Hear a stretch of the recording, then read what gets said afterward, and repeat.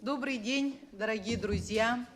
По инициативе Единого детского движения в Республике Саха-Якутия, по инициативе детского издательства «Кескиль» имени Николая Егоровича Мординова Амма Атчигая и по инициативе, можно сказать, энтузиастов детского кино в Республике Саха-Якутия, сегодня мы уже по нашей инициативе детского издательства проводим второй раз круглый стол. Мы проводили данный подобный круглый стол в прошлом году, и мы не хотим нарушать наши традиции. Жизнь продолжается, и мы бы очень хотели сегодня вместе с вами, кого мы сегодня пригласили на этот круглый стол, обсудить очень актуальные вопросы, которые у нас стоят в воспитании подрастающего поколения. Конечно же, киноиндустрия детского кино в Республике Саха-Якутия на сегодняшний день недостаточно развита. Если мы посмотрим по субъектам Российской Федерации, других субъектов Российской Федерации, но я хочу сказать, что зачатки именно вот развития, именно желание сегодня наших детей снимать самим, тех взрослых, которые снимают фильмы о детях, имеют очень большую духовно-нравственную роль, имеет значение духовно-нравственного воспитания подрастающего поколения, и мы с вами, взрослые, не должны стоять в стороне и видеть, знать, что сегодня выпускается, кем выпускаются частные это компании, частные лица, и что они пропагандируют нашим детям. Поэтому мне очень приятно сегодня видеть тех людей, это действительно те люди, энтузиасты, которые сегодня на общественных началах за счет собственных средств, за счет средств спонсоров пытаются развивать именно детское кино в нашей республике.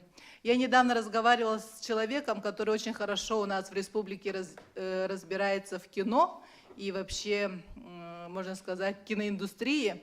Он сказал, детского кино в республике не будет, пока не будет достаточно вложено финансовых средств.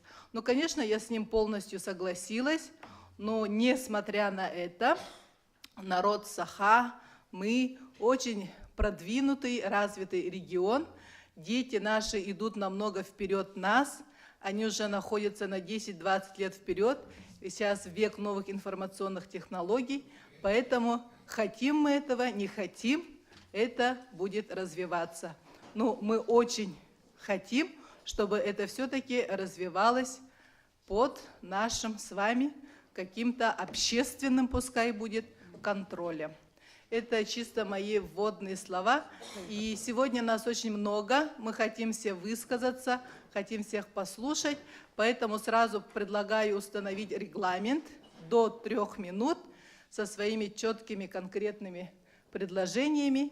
И я не буду модератором, нас сегодня 3 сомодератора. Это Геннадий Охлопков, лидер Единого детского движения республики, и Александр Иванов, вы тоже все его извиняюсь, Владимир Иванов, вы все его прекрасно знаете, продюсер. И вот предлагаю уже начать наш круглый стол. Пожалуйста.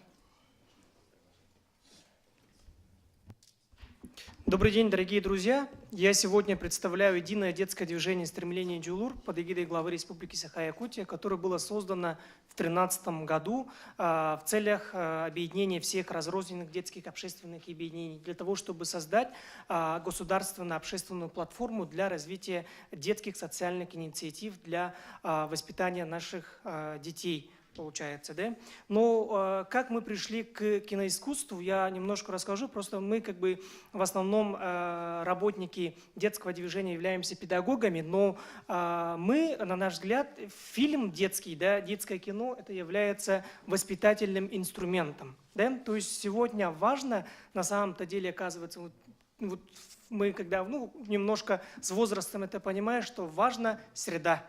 Кихи хайдарыгар, улатырыгар, сөптөх, кайысханы, ориентирдары таларыгар, эйген олохтон. То есть правильная среда должна быть ребенка для социализации, для развития, для становления личности, чтобы он раскрылся. И я думаю, что фильм – это мощный инструмент для воздействия на формирование личности ребенка. Поэтому в прошлом году мы год кино в Российской Федерации открыли с фильмом «Он без күн». Мы видим, как бы, конечно, мы на энтузиазме брали такую ответственность и выпустили такой фильм «Он без күн». Это 15 дней, то есть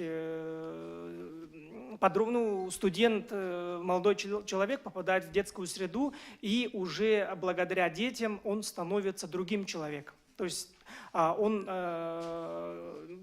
мир видит другими глазами, и каким образом он, скажем, меняется. Вот это вот в этом и фильме все это как бы раскрывается. Ну, конечно, сегодня очень сложно, чтобы создавать такие фильмы. И вот вспомните свое детство. Раньше у нас шли по пятницам сказки, например. Да? Много было детских фильмов, где главными героями были пионеры, дети-пионеры. Да? А вот сегодня и на российском уровне мало таких фильмов про детей, детских фильмов, оказывается, это на продажу не идет, не окупается. Да, и мы где-то 1,5 миллиона мы вложились, собрали как бы с народа, и Минкультуры нам 100 тысяч помог, да, 125 тысяч Министерства образования мы грант выиграли, но вот 1,5 миллиона мы как бы израсходовали, и очень нам сложно было выйти из этой ситуации. В основном как бы оно идет к социальной функции, да, вот такой фильм. Ну, конечно, мы не ставили зарабатывать на нем, но сегодня до сих пор мы платим кредит для того, чтобы закрыть расходы этого фильма. Поэтому сегодня очень сложно самому как бы создать такой фильм. Поэтому нам необходимо, Владислав Валерьевич, мы приглашаем президиум, мы уже вот начали. Ну, я думаю, что человек со стороны Министерства культуры должен быть обязан, потому что мы как раз будем по линии данного министерства работать, да? Вот. И поэтому нам необходимо объединиться, и я думаю, что в детской среде вообще необходим отдельный подход. Вообще и по детскому движению, по кинематографии в сфере детства необходим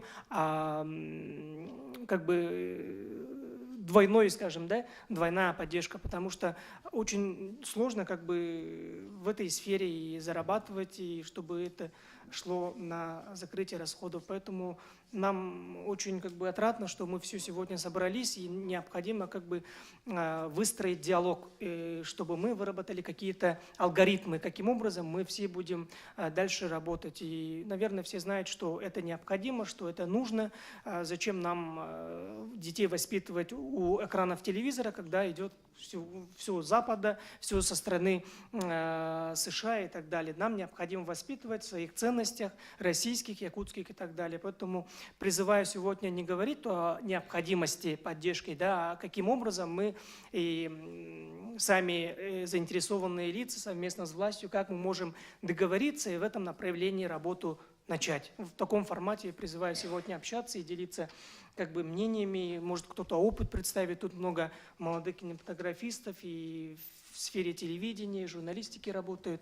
Но я отмечу, что наш опыт, мы с 1 по 8 декабря на базе Соснового Бора проводим профильную смену детского движения «Стремление Джулур» с охватом 300 детей. И одно направление, то есть образовательная программа 80 детей, мы пригласили как раз по направлению юные создатели кино. 100 детей, 80 детей мы совместно с нашими молодыми коллегами эту программу реализовываем. То есть фильм сняли, потом уже эту тиражируем на детях и помогаем детям, чтобы они правильно в этом направлении работали. Можете поделиться опытом и внести свои предложения. В таком формате призываю всех нас поработать. Я всех благодарю, что приняли наше приглашение и активно принимаете участие на нашем круглом столе. И последние годы кинобум у нас развивается на должном уровне, проводится Якутский международный кинофестиваль. Мы уже второй раз проводим этот круглый стол «Перспективы развития детского кино». В ближайших планах республика и строительство IT-парка, и проекта «Земля Ланхо», и в год молодежи единое детское движение Министерства молодежи будет поднимать вопрос Дворца молодежи. В целом как-то все ведет к тому, что нам как-то нужно всем собраться, обсудить, чтобы как реализовать детское это образовательное направление. Если вы помните, когда мы снимали фильм «Тайна Чингисхана», мы познакомились с Федором Бондарчуком совместно с Дмитрием Васильевичем Федотовым, основателем кинотеатра «Синема-центр». Привезли их сюда по проекту «Киноклуб. Культура, образование, коммуникации». В 2013 году во время правительственного совета по развитию отечественной кинематографии Владимир Путин дал поручение реализовать данный проект. На сегодня этот проект может стать также пилотным проектом среди субъектов Российской Федерации. Особо в реализации у нас и этого детского направления, IT-технологии, развитие телевидения и так далее. Конечно же, мы хотим воспитать среди детей патриотов будущих, поэтому мы и повестку примерно пригласили всех вас, чтобы как-то вы каждый по своему направлению выступил. Давайте мы перейдем к теме выступающих. Сейчас выступает Руслан Васильевич Васильев, председатель Якутского республиканского отделения Всероссийской общественной организации Всероссийское общество охраны памятников истории и культуры. Здравствуйте. Я бы хотел, сегодня, конечно, будет много мнений, да, под разными углами рассматривать именно развитие детского кино. Я бы хотел посмотреть именно с точки зрения детских киностудий. Да, что это такое, сейчас объясню. Да, в далекие 80-е годы я работая на телевидении, был режиссером телевидения, и на базе городской станции юных техников мы создали детскую киностудию.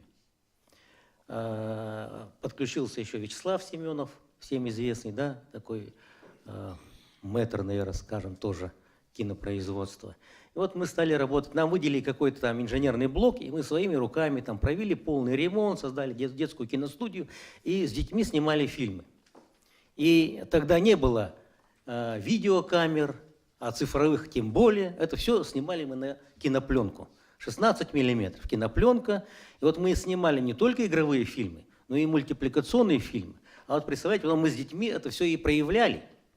Это весь мокрый процесс, а цветная кинопленка, она еще требует многих таких знаний. И мы с ребятами это проявляли, монтировали изображение, картинку, а звук отдельно монтировался. Это сейчас можно все вместе совмещать. И И вот мы вполне успешно создавали кинопродукты, с которыми принимали участие, скажем, тогда проходили в то время и детские кинофестивали, и за пределами республики выезжали, и даже до Артека доезжали с нашими ребятами, да? Как бы, скажем, такой вот ранний опыт. И вот хочу сказать, что вот на базе детских станций, да, вот создавались такие киностудии. Вполне сегодня это тоже можно продолжить, это направление. К сожалению, конечно, эти станции юных техников сегодня они в жалком состоянии, да? Вот здесь надо тоже обратить внимание, это одно из как бы направлений могло быть. Следующее, вот я хотел бы остановиться на таких тоже уже как бы сегодня опытах таких, да, интересных. Вот сегодня музей политической ссылки, вот директор Наталья Гоголева, она здесь тоже находится, если надо будет, она тоже поделится своими мыслями. Вот это музей находится на улице Ярославского. И тоже проводит очень интересную работу с детьми, там, да, со школьниками. Они вот в год кино провели республиканский конкурс историко-документальных фильмов. Роль ссыльных в истории Якутии. Почему-то меня затронуло, потому что, вот как меня объявили, я председатель Всероссийского общества охраны памятников истории и культуры, поэтому, конечно, где связано с историей, мне это интересно. И прислали работы, в общем, это был республиканский конкурс, примерно 190 человек принял участие, школьников. Они предоставили порядка 18 фильмов, да, вот, из разных улусов нашей республики. Председатель жюри был Павел Казарян. Это человек, историк, как бы известная личность. Я работал там в жюри. И вот когда мы просмотрели фильм, а это ребята снимали, в принципе, когда я у них интересовался, а вы где-нибудь занимались в студиях, там, кино, там, прочее, вот, допустим, я вспоминаю, вот я тоже сказал, студия юных техников была, у нас была студия, мы где обучали основам. Они просто-напросто собираются, ребят, и начинают снимать это кино. Им просто интересно. А тут очень важный момент, в чем? Потому что дети, вот мы говорим, они ходят по улицам с айпадами, а тут они должны погрузиться в эту историю. Да? Тем более вот, политическая ссылка, роль ссыльных в истории Якутии. И вот они копаются в истории, идут в музей, читают книжки, дискутируют, да? И уже вот, это уже в принципе воспитательная работа становится. Вот где рождаются постепенно наши патриоты. И после этого, конечно, когда я посмотрел, что ребята имеют желание, и, в общем-то, они сами по себе находятся, мы, как бы, пошел второй этап уже. Здесь подключается уже Союз кинематографистов нашей республики. И вот уже Алексей Романов здесь уже стал вести с ребятами мастер-классы. Потому что эти ребята уже не подготовленная аудитория, желающие снимать кино, им это интересно. И поэтому, когда с ними проводят мастер-класс, основам, да, вот, съемки, монтажа, там, да, постановки, все, они уже воспринимают маленько по-другому, очень так вот энергично. Вот еще одно направление, где можно работать по развитию детского кино. Следующий момент, вот третий такой момент, да, на чем я хотел остановиться тоже, это вот в свое время Михаил Ефимович Николаев своим указом создал телерадиоакадемию «Полярная звезда». Вот Татьяна Афанасьевна сидит рядом со мной, да, вот она как раз из начала работает, ведет эту плодотворную работу, много-много лет, имеет уже наработанный огромный опыт, и во всех улусах у них уже есть свои, свои там как и филиалы, которые работают, да, и имеют эфир на НВК «Саха». И вот я вот предлагаю, да, вот, и, это более, скажем, если первые как пожелания были, то здесь уже более конкретное у меня предложение, это на базе телерадиоакадемии «Полярная звезда» создать студию детского кино. Скажем, чтобы дети, которые там, вот, они сейчас, скажем, как корреспонденты больше работают, да, вот они какие-то сюжеты снимают небольшие, прочее, но уже какие-то навыки, все у них есть. И вот если мы на базе уже телерадиоакадемии создадим студию детского кино, конечно, надо будет оснастить эту студию, но главная база-то есть. Оснастить. НВК «Саха», обязательно НВК «Саха», чтобы предоставляла конкретное эфирное время под продукцию детского творчества, да, и уже, я думаю, вот уже пошел бы какой-то результат. И мы бы тогда не только вот здесь механизм такой интересный получался бы, да, вот продукт, произвели продукт, и сразу уже выход, доступ к населению Республики Саха-Якутия. Сразу выход в Спасибо. эфир. И вот плюс ко всему к этому, да, мы начинаем воспитывать свои кинокадры. Сегодня мы говорим, вот, бум якутского кино. Вот это есть поколение у нас идет, но оно потом вырастет и пропадет. Чтобы эта преемственность была, вот это уже готовые кадры, которые бы сразу не дали бы затухнуть якутскому кино, продвигались дальше. И тогда наша молодежь не были просто иждивенцами, да, но они были бы производителями, создателями кинопродукта. Спасибо за внимание. Большое спасибо за предложение. Хотели бы очень послушать Ариана Ариановича Ермолаева, члена журналистов, дизайнеров России, тоже человек, наверное, который имеет опыт. Пожалуйста.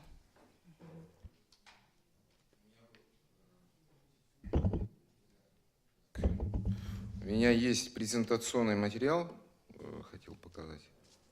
Ну, видимо, это, да? Да, поздно уже. Поздняк метаться, да?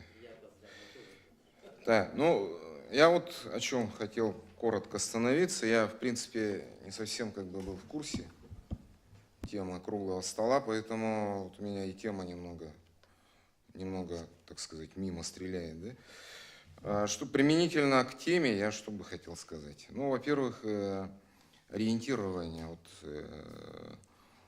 сейчас вот активно развивается дополнительное образование, да? Но сейчас дети очень нагружены, им порой до дополнительного образования просто ноги не доходят. Ну, это реально, потому что очень большие нагрузки. Вот. И мне кажется, вот в живую ткань общего образования можно было бы вот в вариативной части с Министерством образования поработать и там вот задавать основной импульс. И на базе вот, школ, может быть, формировать такие группы, которые уже в определенном контексте с теми системами доп. Образования, они бы составляли общий контекст такой организационный. Если говорить на таком профессиональном уровне, нужна, естественно, государственная программа. То есть просто так брать и снимать это совершенно нереально. Вот. Энтузиазмом на многое не хватит, это однозначно. И, соответственно, конечно, должны быть продюсеры, которые могли бы реально браться за такие дела, брать на себя определенные риски организационные, там, финансовые и прочее. И в этой связи, конечно, нужна такая направленная государственная политика. Вот. В результате сколько получится фильмов снимать, сложно сказать, потому что любой кинопродукт, это, в общем-то, как сказать, связано со множеством рисков. Конечный результат любого кинопроекта – это вообще сделать кино. Уж продать там и так далее, бытовая политика – это уже отдельная история, тоже немаловажная, да? Вот. И чтобы выйти на широкий контент, вот, возможно, нужна отдельная там какая-то вот в сетке местного телеканала, регионального телеканала, какие-то отведенные часы для показа, демонстрации, потому что должен быть какой-то реальный выхлоп. Реально сегодня я хочу сказать, что вот мы нынче запустили Союзом дизайнеров совместно с художественным училищем такой образовательный проект, называется «Цифровой дизайн», который в контексте включает очень многие направления, в том числе мультимедиа, собственно, различные средства исполнения, компьютерная графика, и в том числе создание вот таких контентов. Вот. И я серьезно вот обеспокоился по поводу того, что вот кино само по себе, оно, как сказать, процесс творческий, дело для удовольствия, скажем, для художника. Да? А так, чтобы ориентировать его на широкую публику, конечно, нужен какой-то целенаправленный подход, связующий, скажем, интересы общества и с интересами конкретно творческих людей. Да? Вот. Потому что темы, они разные, и, соответственно, вот, возможно, и в государственной программе должны определяться весь этот спектр намечаемых, допустим, продуктов будущих. Вот. Ну и, соответственно, конечно, обилие различных средств исполнения, которые сегодня становятся все более доступными, но в то же время, так сказать, глаз радуется всегда чему-то новому. И кино — это довольно скоропортящийся продукт. Вот. То есть оно вот к столу должно подаваться сегодня и сейчас. Если время затягивается, актуальность проходит, и, собственно говоря, тема может не прозвучать, а деньги, так сказать, на ветер. Да? Вот. И чтобы как бы определять такую траекторию или вектор четко обозначенный, мне кажется, нужно создавать такую сеть или сообщество, которое постоянно находилось бы в режиме реального общения. То есть не от времени, не через год там, да, а вот именно постоянно. И, в принципе, тут ничего, каких-то серьезных особых проблем нету, но проблема в другом. Как поддерживать вот этот контент и делать возможным и работоспособным такое сообщество, конечно, нужно активное участие вот таких людей, которые сердцем и душой и умом как бы стремились бы к созданию такого продукта. Вот в Армен целом Иванович, так. мы поняли мысль, да, что необходима государственная поддержка, и необходимо это дело как бы дальше продвигать, и это не как бы философское, да, понятие, как бы не только как бы создать фильм, да, Ну, а это чтобы не потом- философская, это весьма прикладные задачи, я думаю, тут. Очень хорошее предложение. Да. Спасибо, Леонид Иванович. Я бы хотела с удовольствием предоставить слово Антонине Афанасьевне Григорьевой, председателю комитета по науке, образованию, культуре, средств массовой информации, делам общественных организаций, Государственного собрания Иль-Тумен, народному депутату. Пожалуйста, Антонина Афанасьевна. Добрый день, уважаемые участники круглого стола. Ну, проходящий год, конечно, стал мощным катализатором развития российского кино, повышения внимания киноиндустрии и продвижения нашего кинематографа. Но на данном этапе ведется достаточно активная и содержательная общественная дискуссия о задачах, о дальнейших путях развития кинематографа. Естественно, если говорить о детском кино, то сложно вот сейчас, например, мне назвать такое самое лучшее детское кино, да? Потому что, ну, в целом, развитие детского кино, его темпы отстают от других жанров самого такого распространенного вида искусства. Но дело не вина, вот, наверное, руководства нашей республики или деятелей киноискусства, кинематографии вот, нашей республики. Это в целом не только в нашей республике, в стране и в целом в мире.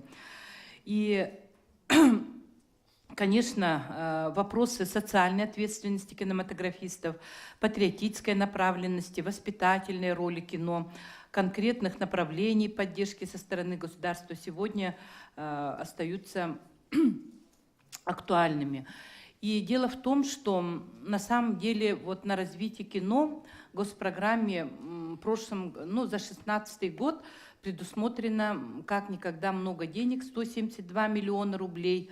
И из них вот 30 миллионов на созвездие Марии, 5 миллионов на проведение конкурса, 137 миллионов на фильм «Тыгандархан», 6 миллионов на проведение кинофестиваля, 12 миллионов на развитие материально-технической базы 1,5 миллиона на развитие аудиовизуального наследия, 4 миллиона на ремонт кинооборудования и 5 миллионов предусмотрены были на развитие киноискусства в улусах, на приобретение оборудования и так далее. А специально вот на детское кино, к сожалению, вот, денег не было выделено, да? Но на 2017 год, вот по сравнению вот с этим годом, к сожалению, вот 115 миллионов, но это все равно больше, чем предыдущие года, да? Вот предусмотрено в законе о государственном бюджете Республики Саха-Якутия на 2017 год. Но из них вот 69 миллионов на кинопроизводство фильма «Тыгын Дархан». И на кинофестиваль вот 2 миллиона, да, предусмотрено. Но я думаю, что все-таки мы живем в сложных социально-экономических условиях, в условиях кризиса, но тем не менее вот, необходимо, особенно на мой взгляд, вот хорошо начали снимать фильм вот «Саска Кем», да? Также вот якутскую классику мы должны вот на эту тему продолжить работать. И следующее, что мы не должны забывать, что не только художественные фильмы, вот правильно сказали предыдущие докладчики, да, это и документальные фильмы для детей, именно для детей. И мультифильмы должны быть для них, и другие виды кино. То есть вот я думаю, вот студия, которая обязательно должна специально вот быть создана, при ком, при как, это мы, наверное, сегодня в дискуссии примерно очертания будут известны. И мы готовы вот поддержать в этом направлении работу. Но я бы посоветовала еще, кроме вот целевой программы при Министерстве культуры и духовного развития, привлечь обязательно Министерство образования. Там вот учебные фильмы. Мы вот сегодня в зале много режиссеров, да, продюсеров. У нас современные дети нуждаются, конечно, и хороших, цветных, современных, ярких, значит, учебных фильмах. Так? И я бы это хотела вот подчеркнуть. И кроме этого могли ведомства, министерства, вот все равно их надо постараться привлечь, в спонсорстве какие-то там лазейки все равно надо найти. Например, будущих хозяев земли, как можно воспитать без привлечения средств Министерства сельского хозяйства, да? Сельское детство человека в сельских условиях. Или есть у нас Госкомитет Арктики, тоже про детей Арктики, они могли бы не только вот заниматься конкретно целевыми задачами, да, но непосредственно вот тоже оказать помощь могли, если вот такие специфические фильмы могут снимать. Ну, это я к примеру говорю. И, конечно, вот нужно привлечь, ну, искать разные точки соприкосновения, да, с кинематографом. И правда говорят, что многие звезды кино, вот они с детства снимались, да? Они к этому привыкли и сформированы как артисты и сцены, и кино. Поэтому вот мы должны в дальнейшем еще вот больше поддерживать нашу полярную звезду, да? И, естественно, вот обратить внимание на взращивание кадров еще с раннего детства. Взращиванию вот талантливых кадров. И, конечно, в формах могут быть разные. Это и кружковая, и студийная работа, это и посредством телевидения.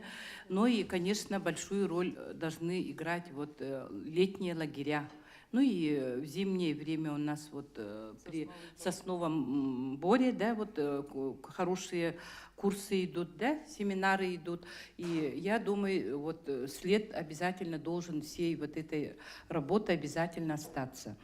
Ну, я надеюсь, что мы сегодня выслушаем много новых предложений. Только меня не обессудьте, сейчас идет, значит, обсуждение бюджета. Я вынуждена буду в 3:40 уйти, в 4 у меня там выступление. ну и защита интересов вот и культуры, и образования, ну, сферы общественных организаций и так далее, да. Поэтому вы меня простите, а так я прошу копию протокола тоже мне предоставить, да, после Большое проведения. спасибо. Антонина Афанасьевна, большое спасибо, что приняли участие на нашем круглом столе. И надеемся, что все-таки вы будете поддерживать развитие детского кино в будущем. Спасибо. Разрешите предоставить слово Владиславу Валерьевичу Левочкину, заместителю министра культуры и духовного развития Республики Саха-Якутия. Пожалуйста, Владислав Валерьевич. Спасибо. Прежде всего хочу поблагодарить организаторов за проведение круглого стола. Сейчас вот как раз-таки на разных уровнях подводятся итоги года российского кино, и очень хорошо, что есть такая возможность вот собраться участникам кинопроцесса, обсудить именно детское кино, и действительно есть что обсудить. Просто информирую о том, что на прошлой неделе как раз-таки в рамках культурного форума международного, который проходил в Санкт-Петербурге, подводились итоги года российского кино. В Санкт-Петербурге мы там участвовали небольшой делегацией, вот Дмитрий Васильевич Шадрин тоже также там был. И неоднократно отмечали, что Якутия является регионом, где как раз-таки вот очень активно развивается киноиндустрия. Проводился отдельный круглый стол именно по вопросам регионального кино. И было очень много таких полезных, интересных моментов отмечено, потому что инициативы, которые зародились в год кино, конечно, они должны обязательно продолжиться в будущем, и мы надеемся, что у нас появится больше возможностей, в том числе через федеральные структуры, вот, скажем, наращивать вот производство по этому направлению. В частности, вот там была информация о том, что сейчас ведется работа молодежным союзом при Союзе кинематографистов России о том, чтобы создать на базе питчингов, которые проходили у нас в разных регионах, в том числе впервые был проведен питчинг кинопроектов у нас здесь в Якутске, и многие вот наши кинематографисты активно и успешно участвовали. Планируют создать всероссийский питчинг кинопроектов. Кстати, вот в Санкт-Петербурге тоже проводился питчинг, никто из наших кинематографистов не поехал, но там один из участников был заочно представлен и занял 2-е место. И по итогам этого всероссийского питчинга планируется подать заявку на дополнительное финансирование из фонда кино именно для дебютных проектов по регионам. Это как раз-таки то, что касается детского кино. Но у меня вот тема доклада была обозначена как указ президента Республики Саха-Якутия о развитии киноиндустрии. В целом информация, наверное, на самом деле всем известна, поскольку здесь собрались как раз-таки участники кинопроцесса. Во исполнении указа президента от 9 августа 2013 года распоряжением правительства была утверждена концепция развития киноиндустрии. И основная цель реализации концепции как раз-таки является становление национальной киноиндустрии как крупного сегмента киноиндустрии Российской Федерации, конкурентоспособного на российских международных рынках. Основные задачи этой концепции – создание современного конкурентоспособного кинопроизводственного комплекса на базе Государственной национальной кинокомпании «Сахафильм», создание единой республиканской системы проката и показа фильмов, формирование аудиовизуального наследия как составной части архивного фонда и Республики и Российской Федерации, создание условий для подготовки и повышения квалификации кадров, создание условий для осуществления фестивального движения, последовательный переход от системы государственного дотационного бюджетного финансирования к системе рыночного функционирования и самоокупаемости. Концепция осуществляется в рамках государственной программы создания условий для духовно-культурного развития народов Якутии на 2012-2016 и последующие годы. Конечным результатом реализации концепции должно стать создание современной киноиндустрии в республике. В частности, вот в рамках реализации данной концепции был проведен республиканский конкурс сценариев игровых анимационных полнометражных фильмов. В соответствии с протоколом заседания экспертного жюри были признаны победители по игровому полнометражному фильму. Первое место занял проект «Тыгын Дархан», второе место – проект «Созвездие Марии». Правительством республики по результатам конкурса издано распоряжение о создании художественного национального полнометражного фильма «Тыгын Дархан». Общий объем финансирования составляет 210 миллионов 995 тысяч рублей. но это на несколько лет. Да? Данный проект включает прежде всего меры по модернизации государственной национальной кинокомпании «Сахафильм». А кинокомпания «Сахафильм», как мы знаем, она используется у нас для совместного государственно-частного партнерства и производства вообще в целом фильмов, которые производятся у нас в республике. В частности, вот благодаря тому же оборудованию, которое было закуплено для производства фильма «Тайна Чингисхана», производились вообще все фильмы, которые производятся у нас в республике, поскольку монтажное оборудование, оборудование для озвучивания, оно дорогостоящее, и частные компании не могут же себе позволить, они пользуются оборудованием Сахафильма. И мы планируем вот с помощью этого проекта переоборудовать Сахафильм таким образом, чтобы наши кинопроизводители могли работать на более современном оборудовании. Владислав Валерьевич, а вы можете еще сказать про правительственный совет по развитию киноиндустрии? Это очень важный момент. Скажу, да. Также вот по результатам конкурса правительством издано распоряжение о создании художественного национального полнометражного фильма «Созвездие магии». Объем финансирования из республиканского бюджета составил 70 миллионов рублей. С 2014 года было увеличено финансирование производства игровых полнометражных фильмов. Вот все кинопроизводители знают, да, у нас ежегодно выделяется порядка 5 миллионов рублей, распределяются они на конкурсной основе. Тоже форма питчинга у нас сейчас приживается. То есть творческие компании, творческие объединения представляют свои кинопроекты на то, чтобы экспертный состав жюри определил, в каком процентном отношении финансировать эти проекты. И нельзя сказать, что нет среди этих проектов детских фильмов. Тоже не появляются. То есть, опять же, должна быть заинтересована со стороны самих творческих объединений, чтобы они работали именно по детской тематике.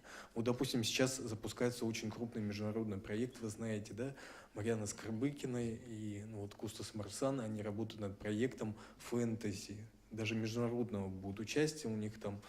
Ожидаем, что будет очень интересный проект детского фильма, совершенно современного, да. Есть у нас тоже появляются фильмы, их не так много, как хотелось бы, но это, опять же, исходит от того, какие есть идеи, да, какие идеи могут успешно реализовываться. Каждая команда ищет те идеи, которые им подходят, поэтому от этого тоже очень зависит. Так, у нас в этом году тоже проводится большая работа по расширению кинопрокатной сети. В этом году у нас появляется в целом 8 еще кинозалов по республике.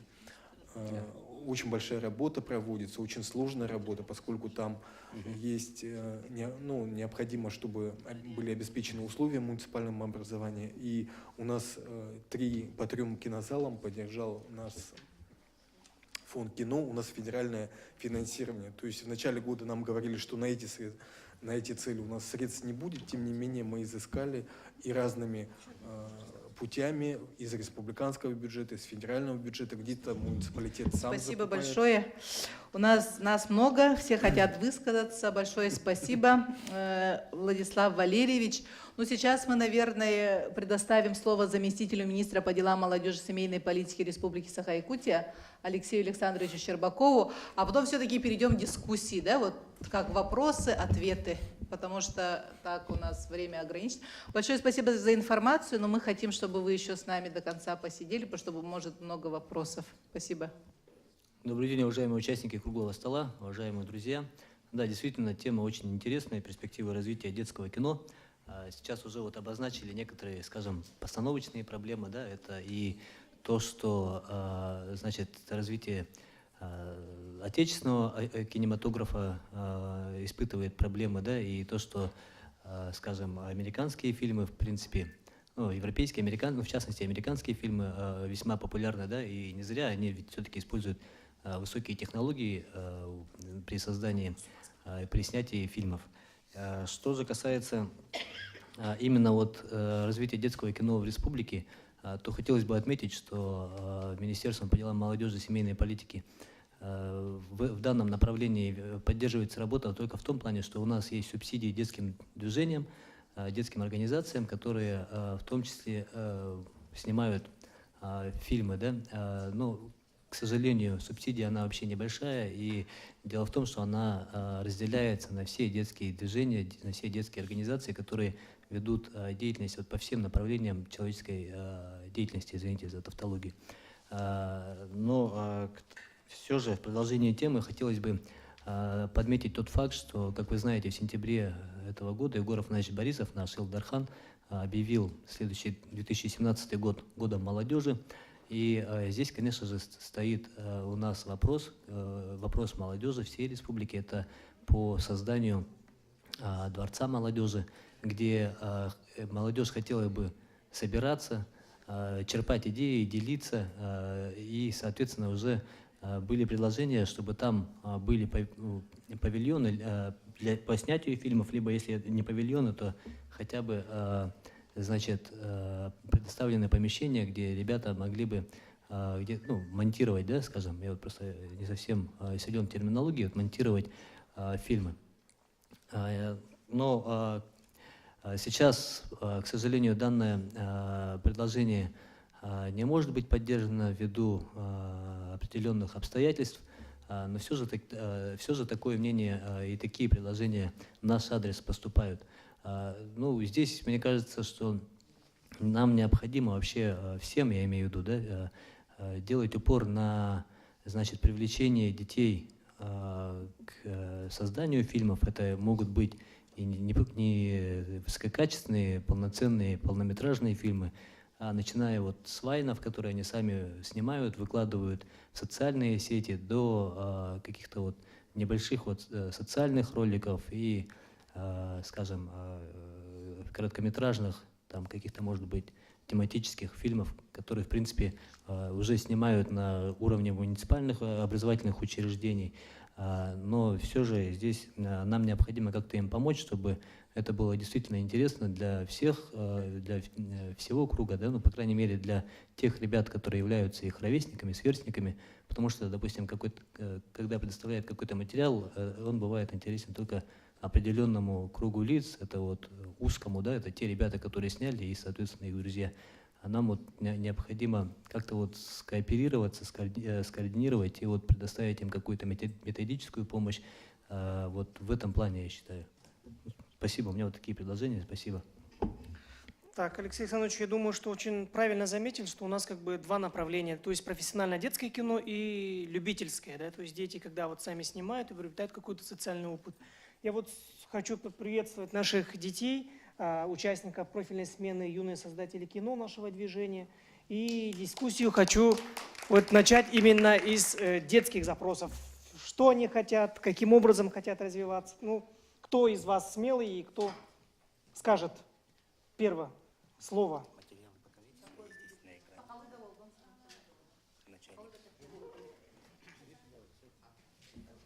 Там, к микрофону подойдите и имя, фамилия, отчество и откуда вы. Ой, имя, фамилия, откуда вы и... Эйлерда. Мен агоньорап жылур Егорович темен. Менге хаңалас паус кайта хажабан. Табо табе маны кине аухуллар бунин хөбүлүбүн. Амбастан кинега меген өрөпүттөрө алгыс фильмге Евгений Павлов олорор. Танка ден кине хубупул. Онтон аны бу каяры гына. Мандык кине мандык оголорго аналлах өсө тох булан бары мандык кинега. Хаңа кине ухулахан. Мандык проект.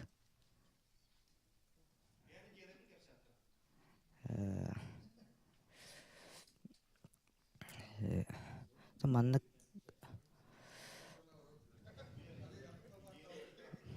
сериалы. У ребят действительно идей много, да, и прежде всего, конечно, наша задача создать те условия, в которых ребята могли бы так подключаться. Нам бы, кинематографистам и молодежи, знать, какие фильмы на сегодня снимаются. Известно, что очень много фильмов идут в процессе съемок, но так как у нас программы целенаправленного нету, мы как-то многие и не узнаем об этих фильмах. Ну, дети немножко пусть, наверное, подготовятся, потому что как-то они в таком формате-то работать не могут. Олар ихи бәғат баға ханағытын, қайтақ кейненің орықытын бағарағыты онына туық тейбетен етерге тордық болу. Хачайди, посиди, успокойся, потом вас всех выслушаем, да? Ну, я думаю, сегодня нам надо не думать о том, что какой кусок финансирования попадет именно кому-то, какому-то коллективу, да. Сегодня мы, наверное, должны разработать план работы, как мы можем все сообща, дружненько сделать так, чтобы наши дети могли создавать фильм. Ну, для этого я вот, например, организаторов бы попросила так, ну, как человек уже более в возрасте, человек, который в организационной работе имеет какой-то опыт, свои плюсы, минусы в нашей работе, наверное, все равно есть, да, и человек, который проводит вот уже более 20 лет мероприятия без финансирования государственной поддержки, но внедряя государственную политику. Сегодня мы, наверное, должны продумать шаги, как мы можем сообща внедрить указ президента республики о том, чтобы у нас была детская киноиндустрия. Для этого я вот, например, ну это мое личное мнение, я, например, думаю, у нас есть очень опытные люди, очень профессионалы. Единственный наш недостаток в республике, что мы всегда хотим что-то сами только сделать, только сами. А надо бы сделать все сообща, чтобы общий организм Республика Саха-Якутия достигла определенные цели за определенное время. Для этого у нас есть указ президента, для этого у нас есть соответствующие министерства и ведомства. Они при очень хорошем раскладе какую-то программу все равно могли бы вложить вот в это дело, в сегодняшний наш разговор. Но я думаю, что этим должны руководить профессионалы. Например, я считаю, что Алексей Романов у нас в республике один из самых опытных профессиональных киношников, вот ну, простым словом говоря, да. Ариан Ермолаев, который имеет уже свое конкретное имя и большой опыт. У нас вот очень молодые парни есть, которые очень хорошо работали. Если бы им еще немножко такого вот моральную поддержку, чуть-чуть финансовую поддержку, у нас народ очень трудолюбивый.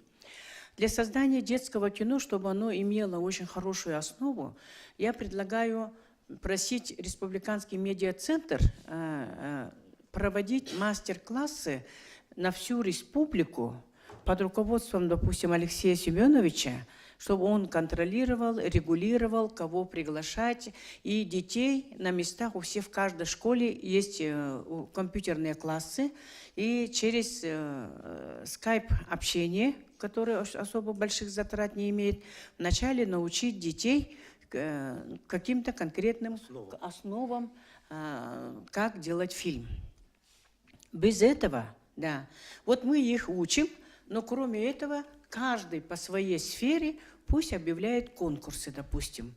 И каждый ребенок, который чему-то научился, что-то, подспорье какое-то у него в школе, в классе, в наследии есть, они только через конкурсы мы можем отобрать всю республику. Финансировать кому-то одному – это обидно. Мы можем не заметить, да? Не заметить кого-то. И уважая, конечно, вас, Владимир, Андрея Савича, но я считаю, там не хватило команды. Вот я, например, считаю, что очень много денег было вложено, желаний было вложено, большие имена были, но мы забываем, что такое киноиндустрия. Вот про наш НВК Сардана Владимировна Гоголева, будучи вице-президентом нашей компании, она говорила, телевидение НВК Саха – это производство театра, оперы и балета плюс хлебокомбинат. Вот. Это, хотим или не хотим, это сопряжено с техникой, с производством, который имеет свой какой-то износ, который должен обновляться. Вот даже за этот короткий период у нас сколько переформатирования идет, да? Вот, допустим, мы сейчас мечтаем, вы должны очень большой парк сделать, технопарк. Мы на сегодняшний день рассуждаем по сегодняшним ценам, а пока оно построится, у нас уже эта аппаратура будет уже устарелой.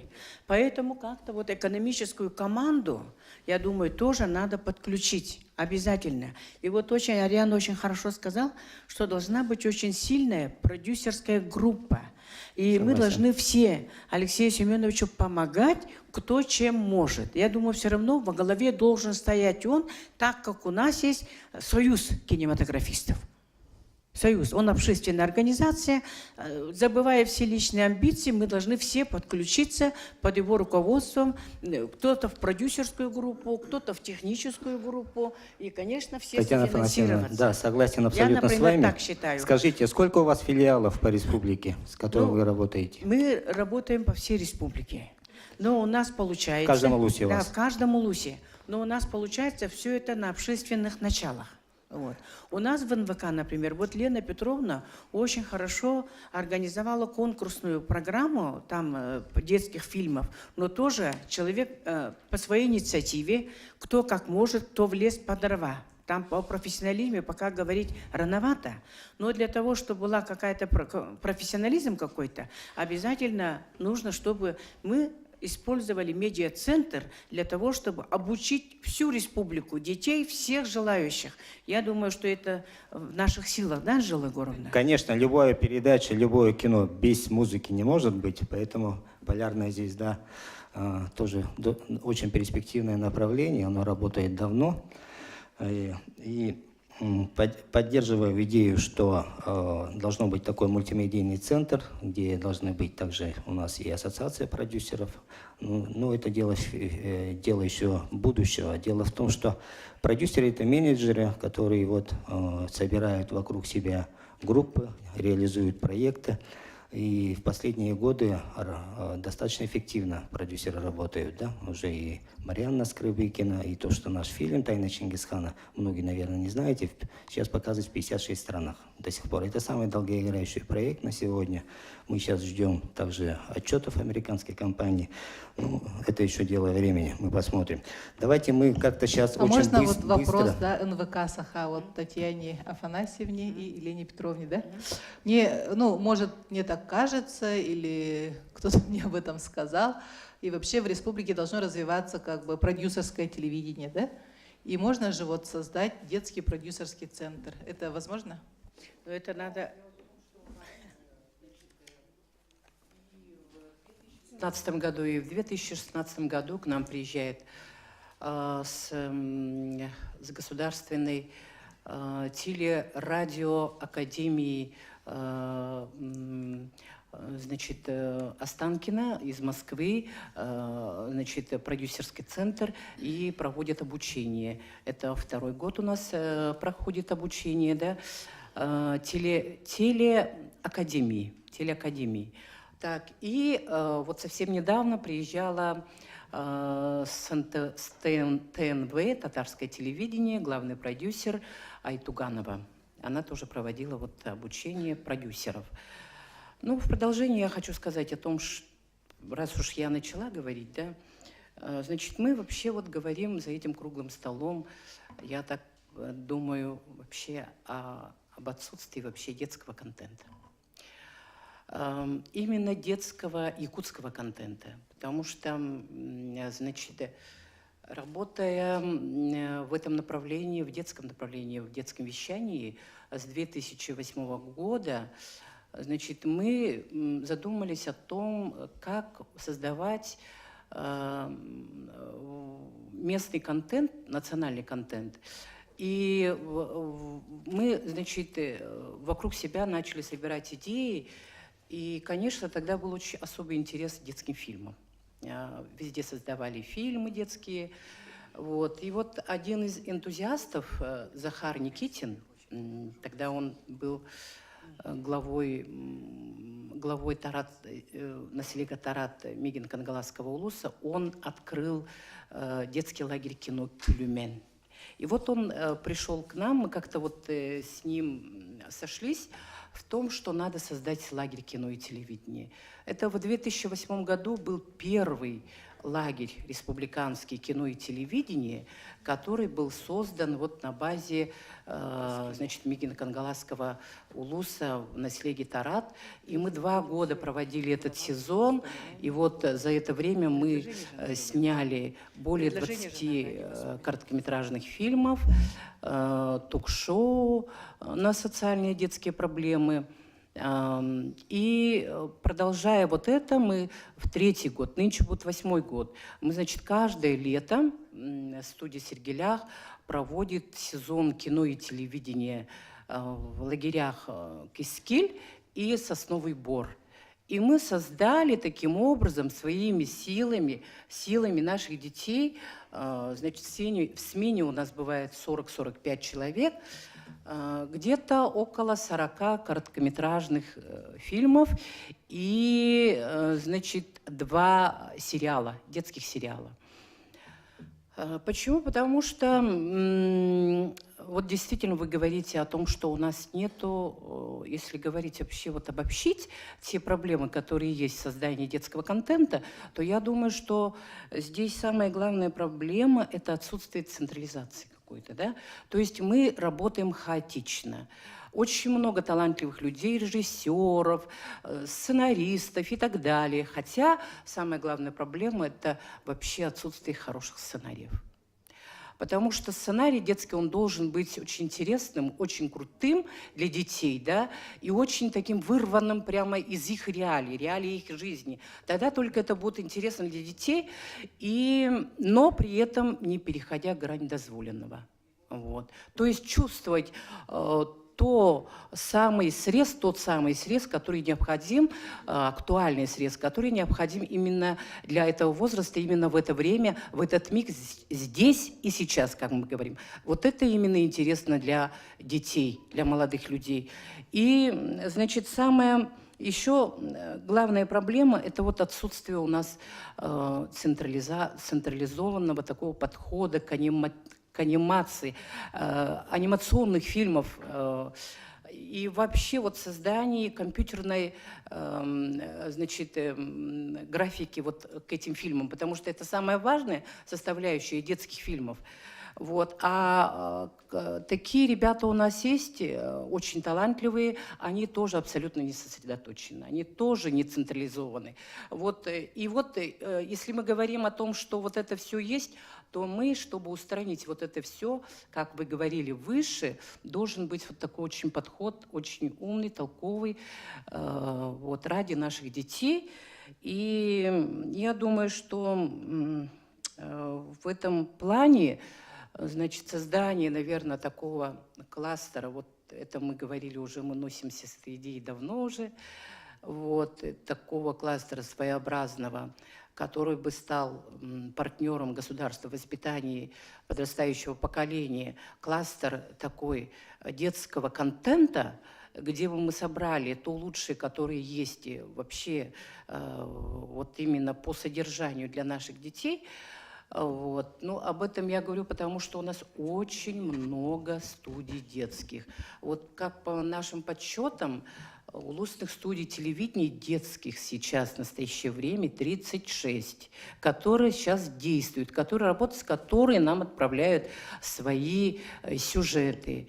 Вот фильмы отправляют. У нас есть в цикле Кюнчен специальный день фильма, и вот там мы показываем эти фильмы. В настоящее время молодые люди тоже, вот уже есть попытки централизовать вот эти действия, да, и вот мы в рамках Республиканского центра дополнительного образования, мы, значит, работаем вот с Женей Павлов, Константин Барашков, мы, значит, работаем по направлению, потому как-то более или менее, ну, только начинаем попытки, конечно, создать более такие целенаправленные действия в этом направлении.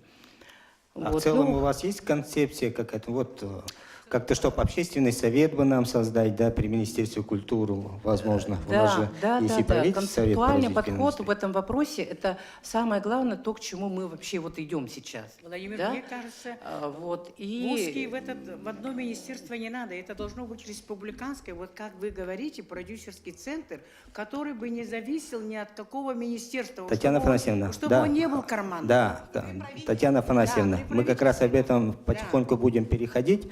Лена Петровна очень права, что нужно серьезную структуру создавать. Мы к этому вернемся. Давайте мы сейчас перейдем к вопросу будущего IT-парка. Дело в том, что на сегодня вопрос цифровых технологий пришло к тому, что у нас кино стало цифровым, детское кино, телевидение, все это, в общем-то, в одном русле. И издательство, и СМИ, и интернет, все уже стало цифровым. Мне бы хотелось ответить, Поэтому... Анжела Егоровна вопрос задала, а мы недоответили, да? что по итогам сегодняшнего совещания про продюсерский детский центр по созданию кино вы, конечно, обязательно Ивану Михайловичу должны отдельной строкой выйти, и оно, конечно, будет очень большим подспорьем. Это в общем у нас было предложение еще, чтобы в правительственный совет по развитию киноиндустрии включили и министра образования, и НВК, и единое детское движение. Некоторых продюсеров, которые работают и в направлении с детьми. Потому что тот правительственный совет, состав, который был создан, и есть указ, он ограничен. Там как-то вот идет у нас сахафильм, взрослый, кинопрокат и все как-то. А мы как-то выпали из темы, что мы-то педагоги, все хотим системное взять, да? Не просто прокат должен быть, да?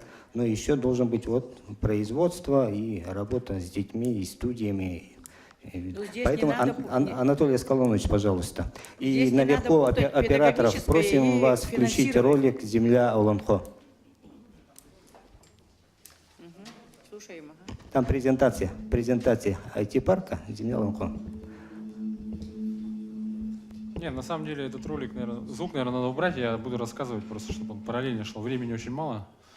Дорогие друзья, добрый день. Анжелика Егоровна, все коллеги, кто меня позвал. На самом деле, я, может быть, немножко здесь не совсем, как говорится, в тему, потому что все-таки технопарк и будущий IT-парк, он, не основная задача его заниматься развитием именно детского кино.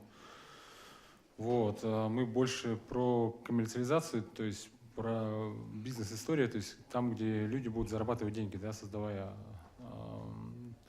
да, зарабатывать деньги, то есть с помощью создаваемого своему контента, да, то есть здесь вопрос в чем? Я хотел бы рассказать то, что сам IT-парк, он вошел вот в 100 объектов к столетию республики, да, и на сегодняшний момент подготовлено техническое задание, и он начинает проектировать его, и он построит его, закончит в 2019 году.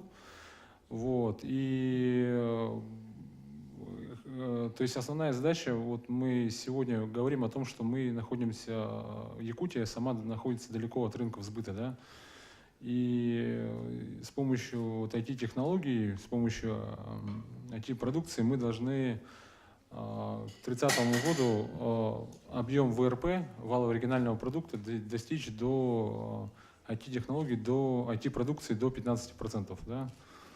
То есть, соответственно, мы вот такие компании, как Майтона, такие компании, как Синет, у нас сегодня вот в Ассоциации развития IT-отрасли 32 IT-компании.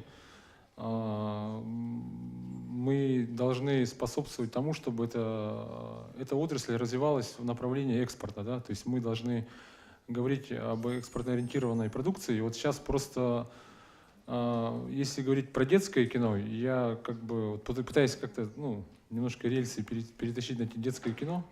Дело в том, что детское кино, вот насколько я знаю, вот сам вырос на фильмах типа «Кортика», там, да, это все-таки государственный заказ. То есть это должен быть госзаказ, в первую очередь на патриотическое воспитание, на воспитание моральных каких-то ценностей, да, то есть это фильмы, мне кажется, на мой взгляд, неокупаемые, да. Поэтому здесь не надо себя обманывать как-то, да, то есть говорить о том, что государству надо воспитывать молодежь, которая в дальнейшем будет формировать наше будущее, да, соответственно, мы, вкладывая в детское кино, формируем некое наше будущее, да, и желательно, чтобы оно было хорошим, да, поэтому здесь денег жалеть не надо. Вот. Другое дело то, что, вот как сказал Владимир, то, что это надо идти в ногу со временем, и здесь как раз вот сейчас мир настолько поменялся, то есть вот в обычном понимании создания фильма, оно уже ушло за обычное понимание рамок создания фильма. Кстати, вот кино, оно один из немногих, у них есть аквэд производственный, то есть это кино как раз относится к производственным аквэдам. То есть и на самом деле вот технологии здесь ушли очень далеко. И когда мы говорим по развитию кино или анимации, или компьютерных игр, там задействовано очень много людей. То есть это и программисты, это и 3D-дизайнеры, это и различного рода, в том числе и композиторы, и художники. То есть это целый такой, как сказать, технологический очень сложный процесс. И как правильно вот коллеги сказали многие, то что здесь, конечно, нам нужно обучать детей не только, скажем, как правильно операторскому искусству или там, безусловно, надо уметь писать сценарий, но уметь надо управлять всеми этими технологиями, то есть надо идти ногу со временем. И здесь, конечно, IT-парк, наверное, пригодится, потому что как раз вот анимации, то есть вот этим всем технологиям мы как раз этим и направлением занимаемся. У нас, кстати, хотел бы сказать, что в Якутске очень востребована, скажем так, вот частные даже IT-школы, которые, ну, я вот даже знаю вот школу Ларионова, которая там воспитывает детей, сейчас они делают там различные, уже сегодня там электронные учебники, допустим, делают, да, сами дети делают электронные учебники, сами дети делают, вот мы говорили о контенте на якутском языке, то есть делают контент на якутском языке, то есть на самом деле дети в этом плане очень, ну, приспособлены, нам надо создать условия для них, потому что у нас, к сожалению, в плане оборудования, обеспечения технологическим, что тех же школ, обычных школ, да, вот у нас присутствует и вторая школа здесь, да, и то, что мы хотим создавать школьные технопарки, это в этом направлении надо активно двигаться. Что касается вот последнее, хочу сказать, то, что взаимодействие вот, общества, то, что все пытаются сказать, то есть продюсерского центра, на самом деле здесь у нас проблема в том, что мы все смешиваем, да? Вот мы все накидываем, то есть все проблемы, то есть в одну, и мы не можем их разобрать. На самом деле надо всегда коммерческое отделять от некоммерческого, да? Да, и понимать, что, допустим, если мы движемся в сторону, допустим, ну, дети — это дети, то есть наша задача их вот, обучить, да, чтобы они умели это делать, и в дальнейшем они уже сами решат, куда им идти. Вот. И у нас почему-то все время, вот, пытался вот, спрашивать же у детей, у нас все время взрослые за детей решают, что им делать. Вот. А на самом деле дети лучше нас знают, и вот в этом плане... И один момент еще хотел сказать, что вот, что касается самого кино, я бы вот, что касается экспорта, я бы, наверное, подумал, что нам, наверное, больше снимать мультфильмов. Потому что вот мультфильмы сами по себе, они не имеют национальности, они не имеют, вот, скажем так, какой-то... Да, она... Да. Да, и вот мультфильмы, они бы могли, скажем так, создать больше рабочих мест. Анатолий Скланович, скажите, что ваши некоторые резиденты и некоторые работающие в анимации сидят за компьютером и в целом делают компьютерную графику для Warner Brothers, Да. для голливудских студий, и также заставки для федеральных телеканалов России. Это можно якутяне делают. Можно второй ролик включить? Я там есть второй ролик. На самом деле, действительно, правда, мало кто знает, что ребята, сидя в Якутске, делают контент для Warner Brothers, там, для других, потому что сейчас аутсорсинг очень развит. И вот, кстати, моя идея IT-парка была в том, чтобы создать рабочие места именно в улусах. Потому что вот как раз там не надо строить огромные заводы. У нас есть ребята и в Нюрбе, есть ребята в Сунтарах, которые очень хорошо рисуют, очень хорошо делают различного рода контент. И мы говорили, чтобы через IT-парк можно было вот заказ вот этот скидывать в улусы, чтобы ребята в улусах на фрилансе могли зарабатывать деньги. Причем вот художник Майтоны, вот Сунтара парень, он зарабатывал 300 тысяч в месяц примерно. Примерно вот так делал. А вот этот ролик сделал наш резидент Туниди Entertainment, который сейчас очень популярно VR и AR, да, то есть вот сейчас в этом направлении очень много у нас, только в Якутске у нас 3 проекта, которые работают с дополненной реальностью. То есть вот это и обучающее, то есть это можно использовать и в обучении, в книгах, и в, скажем, в представлении архитектуры городской или там в управлении различными проектами. Ну, вот, мне кажется, вот даже те, кто сейчас фильмы снимает, вот, все хотят каких-то современных технологий использовать в фильмах. Вот это все у нас в технопарке, мы вот таких ребят воспитываем. Ну, Анатолий Скланович, ваши же сотрудники, вот, Владимир Холмогоров, председатель,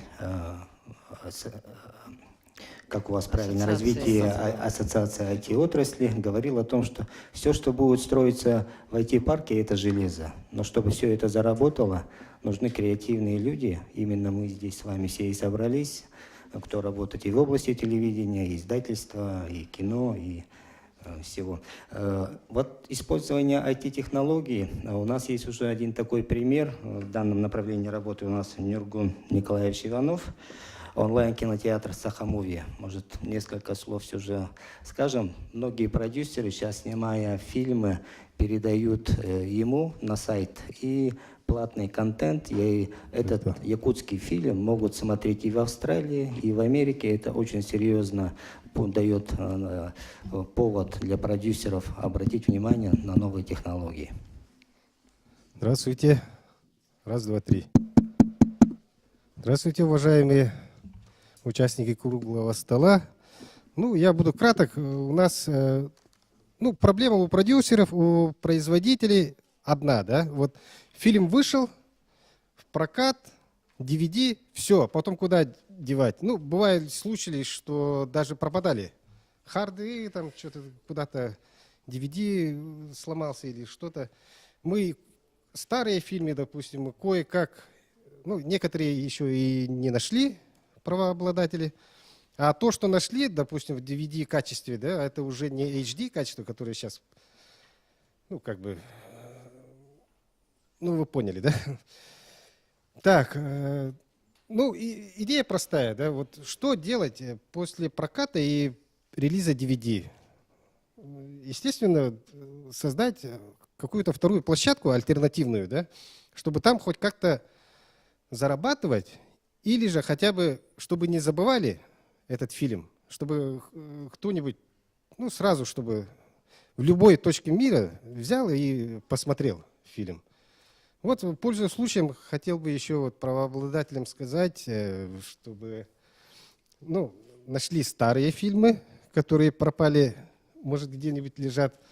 И, не хотелось бы плакать, конечно, но придется, наверное, что это... Сейчас мы слишком рано это пустили, да. Может быть, и не рано, просто народ сейчас, кое-как привыкает платить за фильм, у них это как-то странно, да? Они все время через торрент-терминал все закачивались. Мы с этим боремся, у нас договора вот с Ютубом, с ВКонтакте, они вроде там все нормально. Если мы запрос сделаем, они стирают. В будущем, года через 2-3, может, люди как-нибудь привыкнуть платить. У нас цены как-то такие, 200 рублей покупка и 100 рублей на 3 дня. Не так уж и дорого, но если платить народ, который сидит в интернете, которые на халяву все хотят, им это дорого, конечно.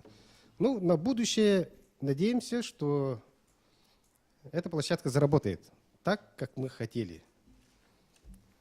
Все вроде... Сейчас он работает? Да, он работает, ага. Это замечательный сайт. Здесь и документальные, и научно-популярные. И надо сказать, что те в будущем можно было туда... И сериалы у вас есть, да, уже на якутские. Не все, но есть.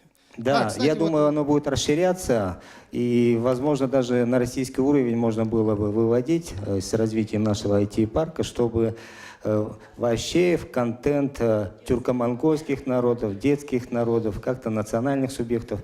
Нам конкурировать с российской, на уровне России, конечно, сложно, но если бы у нас такой сайт, он заработал еще и при поддержке Министерства культуры России и так далее, я думаю, для многих было бы подспорьем. Дело в том, что в том-то и дело, что бизнес сегодня делает первые шаги серьезные. И в данном направлении давайте мы еще разовьем эту тему. Я хочу слово передать Дмитрию Васильевичу Федотову, основателю кинотеатра «Центральный», который сейчас также работает над новым кинотеатром. Добрый день, коллеги. Конечно, сегодня вопрос очень актуальный. Мы говорим о детях, о нашем будущем. Это наша смена, которая придет после нас. Поэтому эта тема очень актуальная и очень полезная. Я хотел немножко остановить свое внимание на энтузиастов, на системности телевидения и кинотеатров. Насчет энтузиастов и системности, тут уже ранее говорящие люди уже сказали.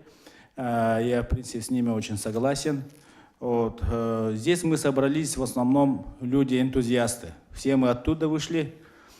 И очень приятно и отрадно, что все-таки наше руководители, наше руководство начинает обращать внимание вообще на развитие кинематографии. Я хотел бы остановиться на киноплощадках. Вот. Как отметили, в свое время мы создали кинотеатр «Синема-центр», который успешно работает. Вот. Сейчас собираемся с весны 2017 года построить кинотеатр IMAX. Название дали мы «Мир». Помните, наверное, тут старшее поколение. Вот, в 17-м квартале был кинотеатр «Мир», вот рядом с мечетью, которую снесли. Вот. Мы хотим его реанимировать и воссоздать этот кинотеатр, ну, скажем, в новом свете, в новом ракурсе, новым контентом. Вот. Ну, проблем, конечно, много, вот, но тем не менее мы уже всю документацию уже сделали, разрешение на строительство получили. И у нас кинотеатр должен получиться зрительских мест на 1034. Это будет 4 обычных зала и 1 кинозал IMAX на 338 мест. Вот. И мы там же ведем, как строительная компания «Семир», мы ведем строительство, комплексное строительство 7 жилых домов, значит, оздоровительного центра и так далее. Вот. И здесь у нас в нашем проекте есть одно, значит, как бы замечательная идея, которую мы хотели бы осуществить. Это интерактивный театр для детей и юношества. Вот. Мы, значит, этот вопрос отрабатывали с Центром визуального наследия. К сожалению, тут Андрея Владимира Спиридоновича нету. Вот. И мы, значит, планировали там разместить интерактивный театр «Трансфорс». Кое-кто, наверное, знает, он сейчас размещен в каком-то виде в Актемсах, где Ленские зори. Вот там ребята занимаются. Ленский край, да, там аудиовизуально там занимаются. А мы хотели, значит, в этом зале тоже вот разместить интерактивный театр для показа вот детское кино там и так далее. Вот. Ну, в принципе, идея такая есть, и мы по этому направлению уже как бы движемся. Вот. Поэтому у нас, ну, думаю, что в ближайшем будущем у нас появится, ну, такая детская площадка для детского контента. Ну, как вы знаете, что спрос порождает предложение. Вот. Значит, если нету площадки, значит, и нет развития кино. Вот, вы сами понимаете это. Вот, чем больше кинотеатров, ну, я имею в виду не так, чтобы там их было там разбросано как семечко, а вот достаточное количество кинозалов, которые могли бы обеспечить нормальную конкурентоспособную среду и показывали, значит, не только взрослое кино, но и детское кино. Вот. У меня желание было, значит, вот все-таки на нынешних кинотеатрах разместить показы там детских мультфильмов там и так далее, да, вот детское кино показывать. Вообще мы сейчас вот в настоящее время прониклись монетаризмом, да, вот то, что все делается за деньги, вот, даже, значит, когда вы детей, значит, принимаем в кружки там и так далее, все это, значит, у нас превращается как бы в выуживание денег у родителей. Вот. Поэтому я хотел бы, значит, призвать некоторых, ну, наших энтузиастов, людей, которые... Я понимаю, конечно, что без денег никуда, но, значит, должен какой-то быть паритет, чтобы и было понимание со стороны, ну, наших руководителей. Вот я был рад услышать Антонину, да, как Антонину Афанасьевну Григорьевну, да, что она соизволила и пришла к нам, выслушать нас, и как мне показалось, что у нее появился интерес. Вот. Не только детскому кино, но и всему кинематографу. Вот. Насчет IT-технологий тоже вот ребята очень хорошим делом занимаются. Я глубоко убежден, что наши дети и вообще наши художники могли бы выйти на уровень Голливуда. Вот. Надо мыслить, значит, масштабно надо мыслить, а не так, чтобы только у себя. Вот поэтому вот для нас, у якутов, да, вот я извиняюсь, конечно, это самое, у нас, у якутов, вот голова у нас это кинотеатр. Почему это самое, я всегда об этом говорю со всеми, значит, людьми, потому что мы выросли на Олонхо.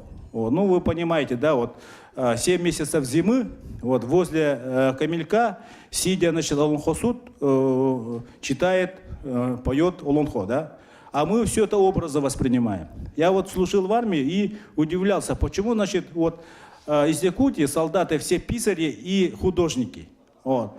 И потом вот когда уже как энтузиаст, как, значит, уже внедряющий идею в жизнь, я наконец понял, что у нас, оказывается, немножко мышление и образное мышление у нас немножко отличается от других народов. Вот. Поэтому у нас очень большая перспектива, очень большое будущее. Дмитрий Васильевич, вы сказали о развитии киноиндустрии.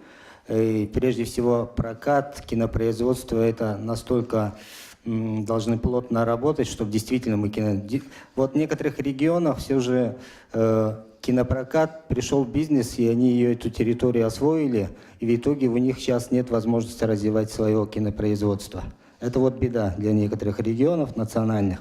У нас, к счастью, еще те кинотеатры муниципальные, которые есть у нас в республике, ну, часть, конечно, снесли, часть, вот, слава богу, МИР хотите восстановить данное направление.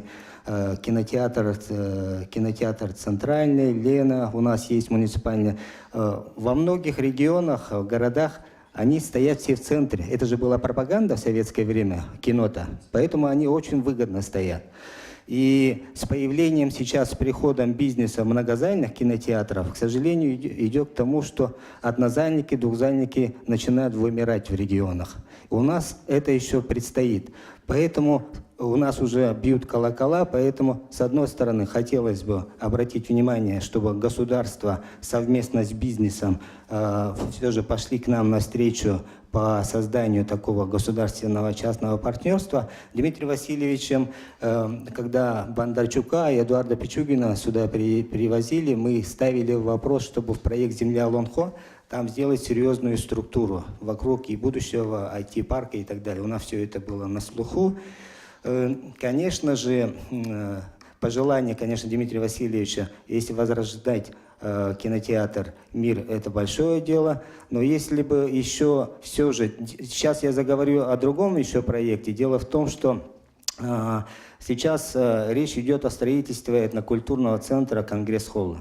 Конгресс-холл — это место проведения крупных экономических форумов. Конгресс-холл подразумевает, что внутри должен быть многозальный кинотеатр.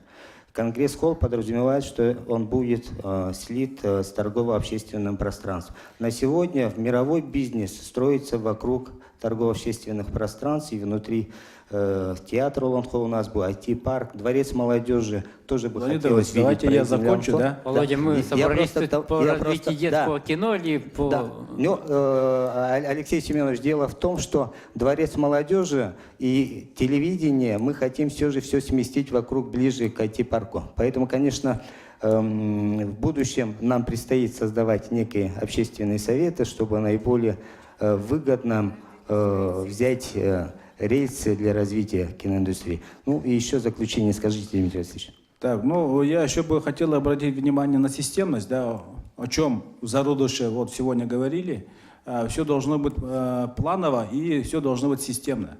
Системность заключается в том, что это должна быть государственная политика, государственная поддержка, энтузиазм людей, ну и это опыт, значит, специалистов, профессионалов.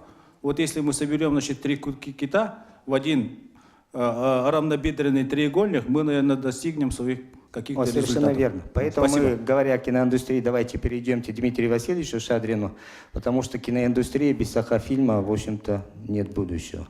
Так, здравствуйте. Во-первых, мы говорим про детское кино, да, допустим? Да, про детское кино, да. И так, ну, в принципе, это детское кино с чем связано. И прокатом, и музыкой, и совсем, ну, вплоть до хлеба, честно говоря. И этот, надо, вот я согласен, нет, допустим, вот и Дмитрий Васильевич, и вот Анатолию Сколоновичу, в том, что надо сделать мультики, а для того, чтобы сделать мультик, ну, на практиках, да, как мы можем обмануть ребенка в том, что сейчас спайдерменов много, допустим, ну, как мы можем, это не то, что у нас, и по всей России это идет. И лучше надо сейчас влаживаться на создание образа героя, то есть вложиться в драматургию, не знаю, там, на детские издательства, на детские понимаете, а потом мы продюсеры, я продюсер, я изучаю рынок аудитории, так как у нас якутских зрителей мало, 480 тысяч, мы работаем на них. Из-за этого я не согласен, когда тут нету поддержки правительства, нету кино детского, нет, мы же все равно для детей работаем. Если ребенок приходит, тогда, соответственно, вот, допустим, на примере Кескиль. Он что, для взрослых? Нет. Если приходит ребенок, тогда мама, а вынуждена папа выходит. Правильно? Вот. И я не согласен, потому что детское кино не делается.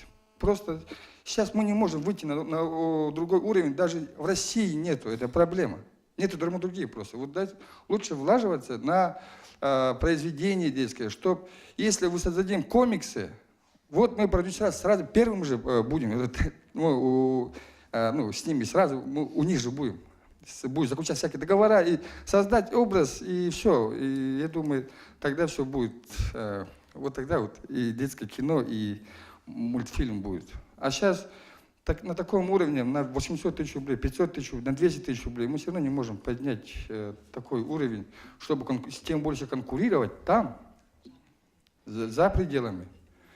Но это сейчас, когда идет Спайдермен и эти,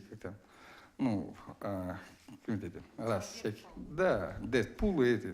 Так что давайте лучше Дмитрий Васильевич, вложиться да, вы абсолютно правы, что говорите о драматургии. Давайте мы поэтому слово передадим Жанне Владимировне Леонтьевой, детское издательство «Кескиль», редактор школьного отдела. Очень хорошо, что, да, я немножко добавлю, слова Дмитрия Васильевича схожи с нашим издательством. Видимо, мы будем дружить. Спасибо. Еще добавок, можно я еще добавок хочу сказать, потому что мы-то почему вообще якутский кинобум вообще феномен же это, да? Почему? Потому что мы выросли когда-то были фильмы о детях, это Ералаш, да. И есть обычно, когда-то 2 года тому назад мы приходили в Министерство образования и говорили о том, что на местной власти вот, или Тюмень присмотрели бы, рассмотрели бы хотя бы школьную программу, чтобы до 30-го, до 40 лет, до 50 лет развить в том, чтобы мы знали, в каком году какой фильм будет сниматься, и чтобы догнать эту нашу литературу. Вот, если это о политике государственной, да. Да, поэтому нам и дорожную карту, наверное, надо и делать. Да. Жанна Владимировна Леонтьева. Спасибо. Вчера, когда я обзванивала, чтобы пригласить гостей на наш круглый стол, один молодой режиссер задал мне риторический вопрос. Слушай, Жанна, а есть ли у нас это детское кино? Да? Я сказала, что есть. Я отлично помню 2013 год, и я открыла для себя творчество молодого режиссера Эдварда Хомус. Эдвард Хомус здесь. Это было во время первого кинофестиваля международного. Государственные дети. Да, во время первого международного кинофестиваля я познакомилась с его творчеством. Я посетила много киносеансов, и меня воодушевили и вдохновили очень многие фильмы, в том числе фильм Эдварда Хомуса «Коси коса». Это очень светлый такой детский фильм. Вот там именно в речи, в лексике и так далее, и по сюжету. Нечего придираться.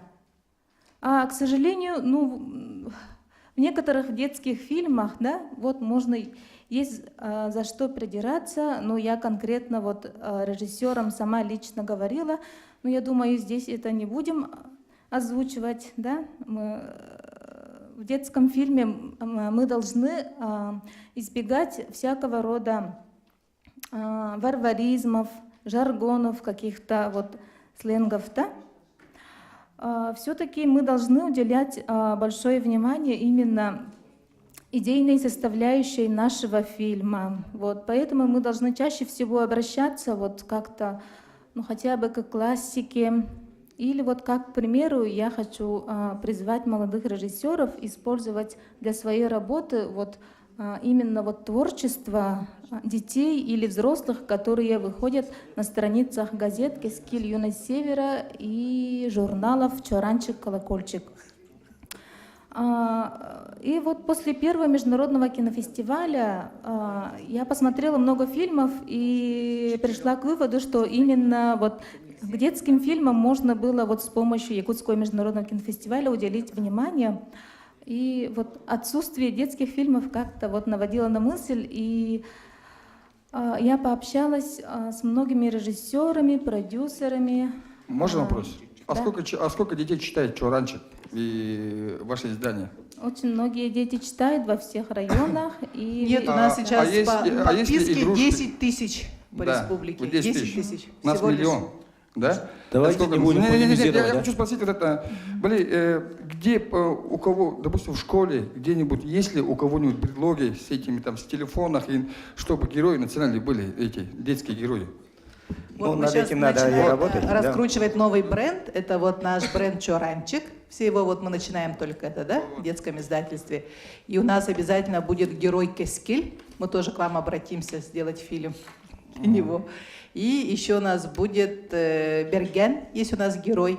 И мы хотим вот совместно с вами это все раскручивать. Сейчас как этот бренд он это огородный герой он создание образа. Что бардагы мы делаем, давайте я завершу мысль, да? И в 2013 году после международного кинофестиваля мы здесь в Республиканском пресс-центре организовали круглый стол «Перспективы развития детского кино». И как бы это у нас вот сегодняшняя встреча, это продолжение того круглого стола. Мы можем сказать, что после того круглого стола какие-то сдвиги получились. Насколько я помню, там был режиссер Евгений Павлов.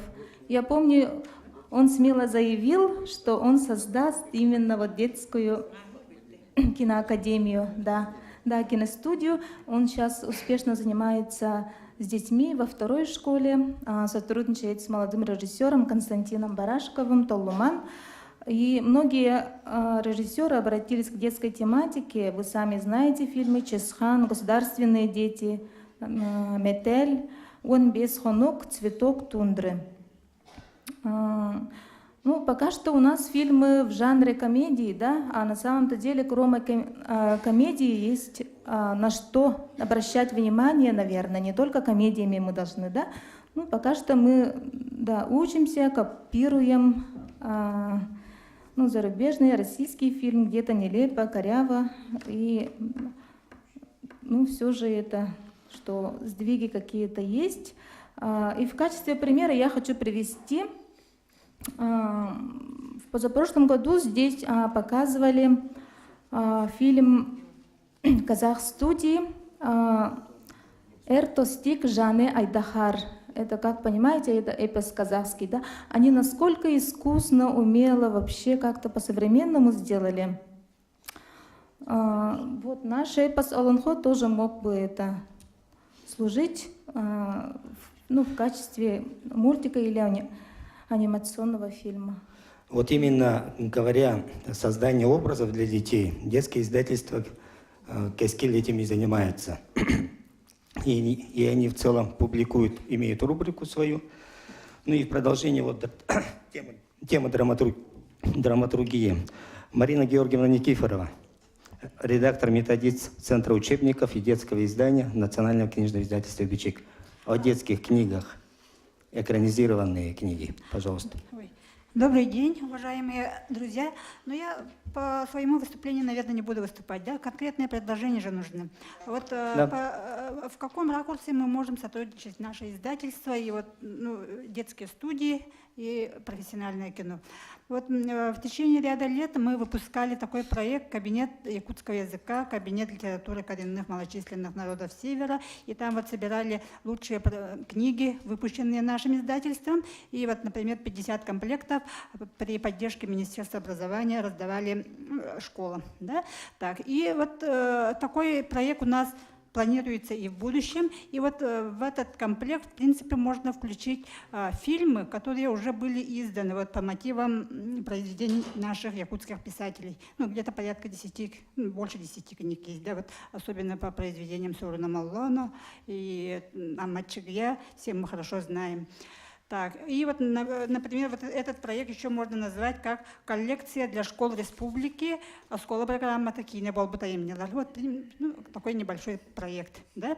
Так, еще и второе предложение вот сейчас вот по требованию Министерства образования и науки Российской Федерации учебники должны иметь электронную форму. Мы уже включили в федеральный перечень учебники для начальных классов, литература Агыта. Сейчас готовим учебники по якутской литературе 5-9 класс и в будущем еще 10-11.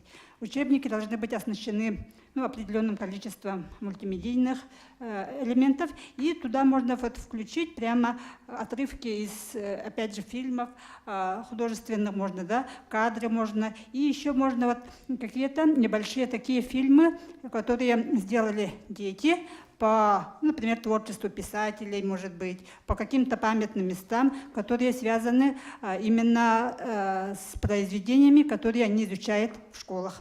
И таким образом вот такие учебники тиражом 7-10 тысяч будут распространены по всей республике. По этим учебникам будут учиться десятилетия, и вот творчество наших детей, в принципе, вот, как бы будет распространено по всей республике. Вот у нас такое конкретное предложение. Спасибо. Конечно же, детское кино не может быть без специалистов, киносценаристов. Вообще успех любого кино, это зависит, 50% зависит от работы киносценариста. Поэтому давайте мы дадим слово Анне Пшенниковой.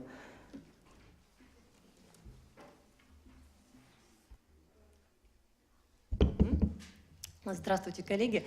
Я бы хотела поднять тему, может быть, не совсем популярную, но очень актуальную.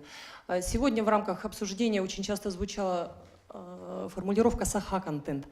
Однако я хочу обратить ваше внимание на то, что аудитория, киноаудитория детская на 50% состоит из русскоязычных. То есть это и русские, и казахи, буряты, татары, армяне, украинцы. Это огромная масса людей, детей, которые тоже хотят видеть кино, в общем, республиканское, национальное.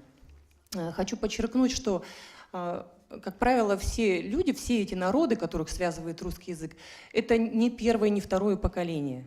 То есть это люди, которые живут давным-давно в Якутии, это такая же родина для них. И, естественно, вот этот колорит, это взаимопроникновение культур, вот и евразийская, в том числе, тематика, о которой мы часто с Владимиром Давыдовичем говорим, это очень важно поднимать в кино и как-то отражать.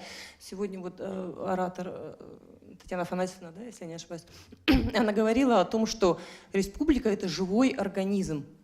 И действительно, живой организм нам, кинематографистам, обязательно нужно это учитывать и как-то отражать. И еще хотелось бы заметить, что очень часто говорят о том, что не хватает сценариев. У нас есть сценаристы, у нас есть люди, которые готовы работать именно по драматургической части. Поэтому, уважаемые продюсеры, уважаемые режиссеры, если у вас возникнет желание снимать такое кино, вы обязательно найдете сценаристов, которые будут профессионально с этим работать, с этими темами. Поэтому, пожалуйста, обращайтесь, не говорите, что нас нет. Мы есть. Совершенно верно.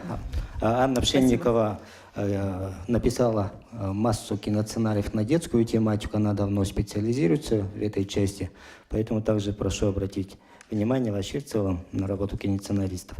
Далее я хотел слово представить Союзу кинематографистов Республики Саха-Якутия, председателю Алексею Семеновичу Романову. Добрый день, коллеги. Вообще-то надо было круглый стол назвать «Развитие детского кино и медиаобразования».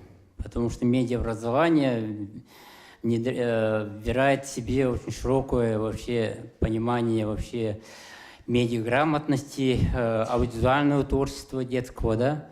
Вот. Это, с одной стороны, обучение детей коммуникации, критического анализа, восприятия, осознания той информации огромной, которую они получают ежедневно из интернета, кино, телевидения и так далее, а с другой стороны обучение их азам, аудиовизуальным средствам. Да? В целом, как говорят специалисты, медиаобразование в России отстает примерно 15-20 лет от развитых стран, а медиатехнологии, говорят, 50-60 лет отстают в России. В ближайшие десятилетия развитой страной будет считаться та страна, которая в области информационных технологий пойдет впереди всего. Если все общество будет, с одной стороны, пользоваться этим, вы знаете, что сегодня трудно найти профессию, где бы не использовались аудиовизуальные средства и мультимедийные технологии. Хоть медики, хоть ученые, хоть любой конференции мы видим, что люди показывают аудио, видео, графические презентации, да, то есть любой человек сегодня должен обладать всеми этими средствами. К сожалению, медиаобразование в Якутии, ну, с одной стороны, это вот урок информатики, и с другой стороны, это доп. Образование нашей школьной студии. И на этом все закончилось, да? Поэтому, во-первых, надо, мне кажется, предложить, тем более вот Владимир Путин вот в недавнем выступлении сказал, что надо развивать информационные технологии в России. Поэтому надо Министерству образования предложить разработать концепцию или программы внедрения медиаобразования в Якутии. Это раз. Во-вторых, надо придумать конкретные механизмы, что ли, программы развития детского кино. Если мы просто от этапа к этапу или от случая к случаю кому-то поручим там развивать детское кино развиваться не будет. Должна быть конкретная программа или конкретная студия или какие-то гранты ежегодные, чтобы развивать детское кино. Тогда будет развиваться детское кино. Чтобы в этой программе были, значит, учтены все как бы аспекты развития детского кино, начиная от сценария, кончая производством и специалистами. И тем более надо как бы разделить на два аспекта. С одной стороны, это аудиовизуальное детское творчество, а с другой стороны, профессионалы, которые создают это детское кино. Вот. Поэтому надо конкретно вот в этой программе, значит, разработать, чтобы эти две направления развивались одновременно. Совершенно верно. Вот, поэтому вот я давно предлагаю, например, создать центр аудиовизуального творчества детского, чтобы там она была, с одной стороны, обучать детей пользоваться этими средствами, самим творить, используя эти средства, с другой стороны, может быть, там будет такой сектор, который создает такие электронные, значит, учебники для учебных заведений. Да? Сегодня все предметы, любая география, биология, история, везде должны быть использованы все технологии, мультимедийные, аудиовизуальные и так далее, да? А у нас такого в Якутии нету. Поэтому и в России, по-моему, тоже сейчас очень мало, как бы, это и медленно развивается. Поэтому вот нам надо продумать такие механизмы конкретные и предлагать нашему правительству, чтобы потом через 2 года или 3 года, когда соберемся за такой же стол, мы видели, что у нас есть результат. Потому что вот как раз сказали, что 2 года назад первый раз встретились, есть какие-то подвижки и все. А нужно, чтобы это было серьезно поставлено дело и разработаны конкретные программы, механизмы, проекты.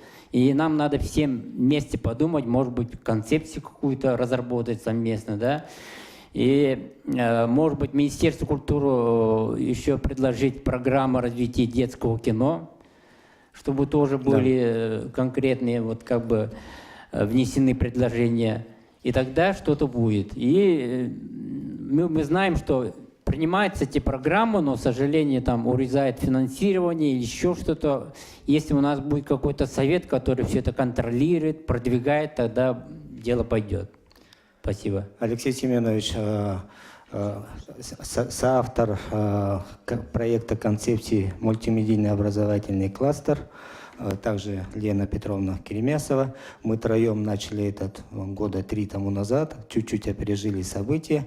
Если бы в рамках этой концепции реализации IT-парк бы подключился, я думаю, мы из нее могли сделать конфетку. Дальше бы подключилась и Минмолодежь, и Минобразование, и Минкульт, и используя потенциал правительственного совета по развитию кино, еще не поздно, но дело в том, что когда IT-парк будет построен и закончен, я думаю, мы тогда опоздаем. И с марта месяца уже начинает забивать сваи. Сейчас бурно идет работа концепции с корпорацией развития Республики Саха-Якутия. Да, поэтому если вы нас всех возьмете резидентами, здесь сидящих. Коллеги, я вот на самом деле открыт к диалогу, потому что на самом деле детский развивающий центр, он запланирован в IT-парке. То есть там от робототехники до вот как раз аудиовизуальных, поэтому... Владимир, ну, вот поэтому давайте совместно работать тогда в этом. Конечно, конечно. Отлично, очень хорошие, видите, деловые предложения у нас уже здесь начинаются. А Дмитрий Васильевич очень правильно сказал о том, что в кино ходит молодежь. Львиная доля кассу приносит молодежь.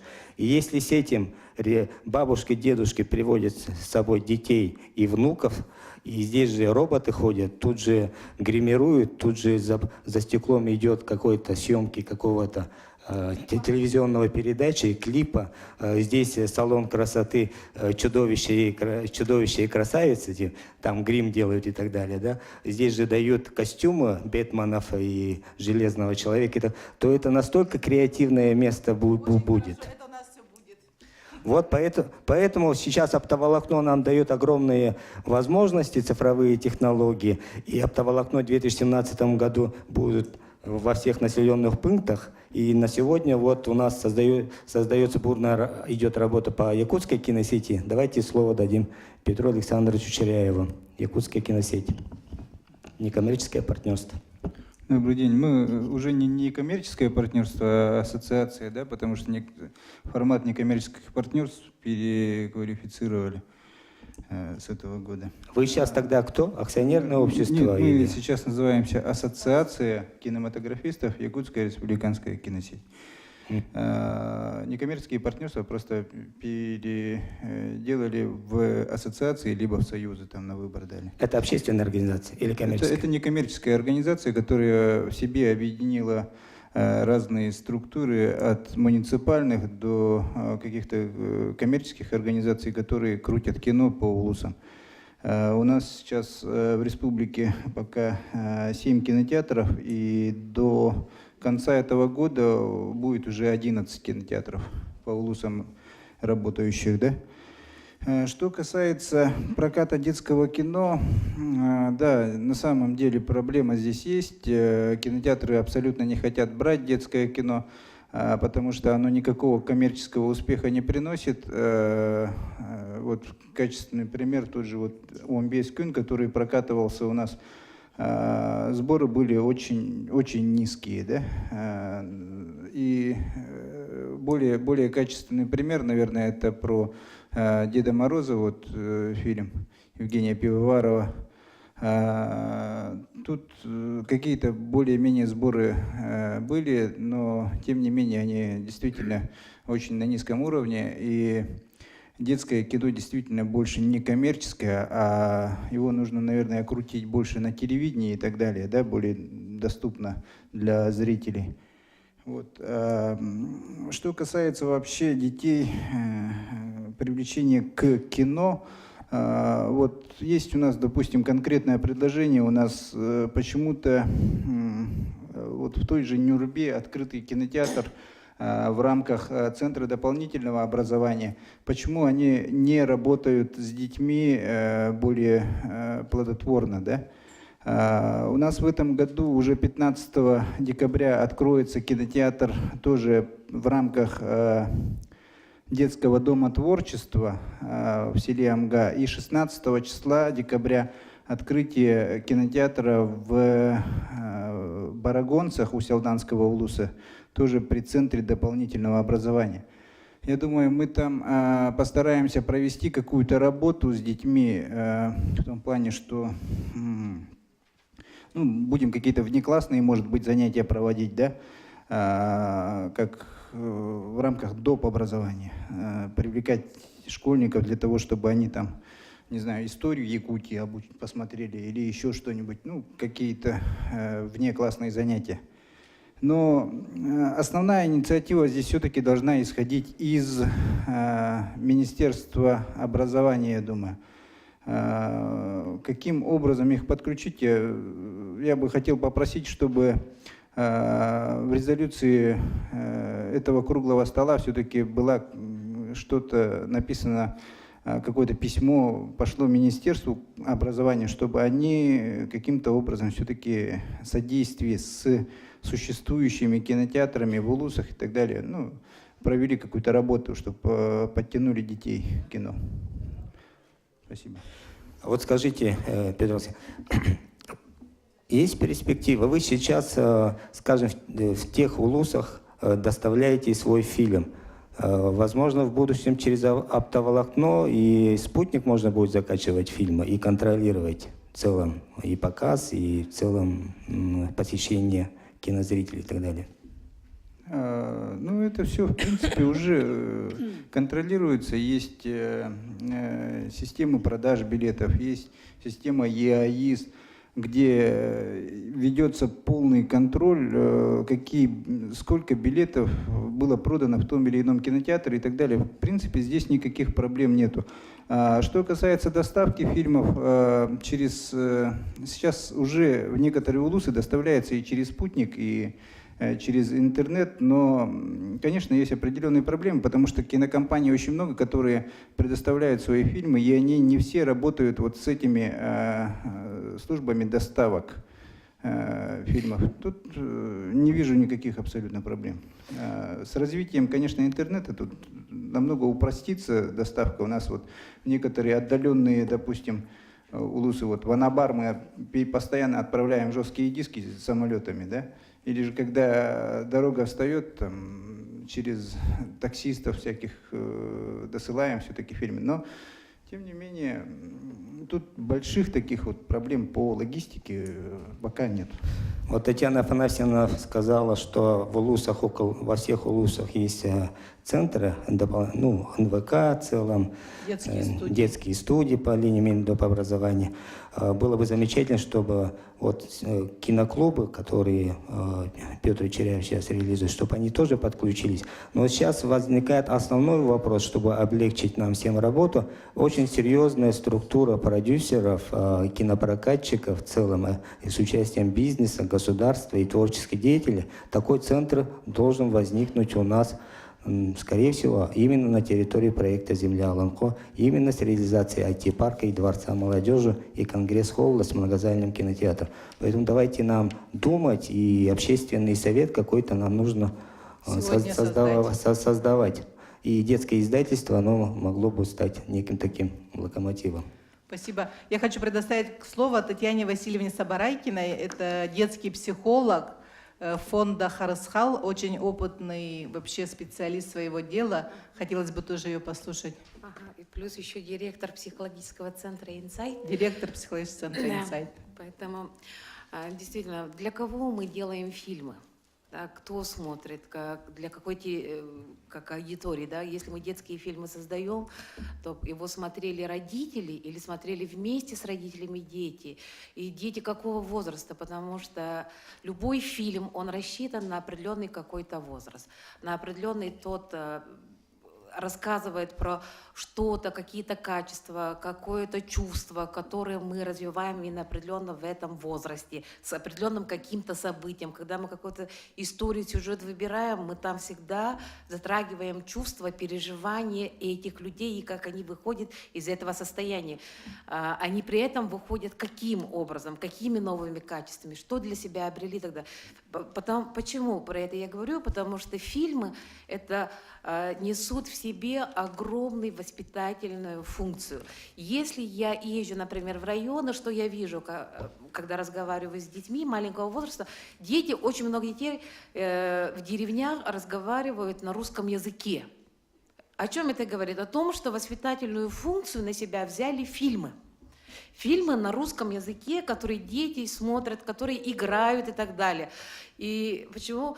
Получается, что дети... Вот сейчас недавно я разговаривала с одним папой, который говорит, мой ребенок 4 года разговаривает на английском языке со мной. О чем это? Значит, мы, родители, отошли от воспитания, воспитательную функцию взяла вот все эти технологии, которые сейчас развиваются. Поэтому для развития именно этих технологий, именно чтобы они несли воспитательную функцию, очень мощную, какую мы хотим вложить в наших детях. Какие чувства, какие качества мы хотим. И то, что еще и в этой работе принимают участие сами дети, через них дети что получают? Во-первых, повышение самооценки, правильно, да, кто работает с детьми. Потом они обретают уверенность, потом они обретают действительно навыки коммуникации, чего нет у живой этой коммуникации у нас в жизни не хватает. Мы в основном разговариваем через WhatsApp, да, через письма и так далее. Живого такого общения в среде в нашей стало совсем мало.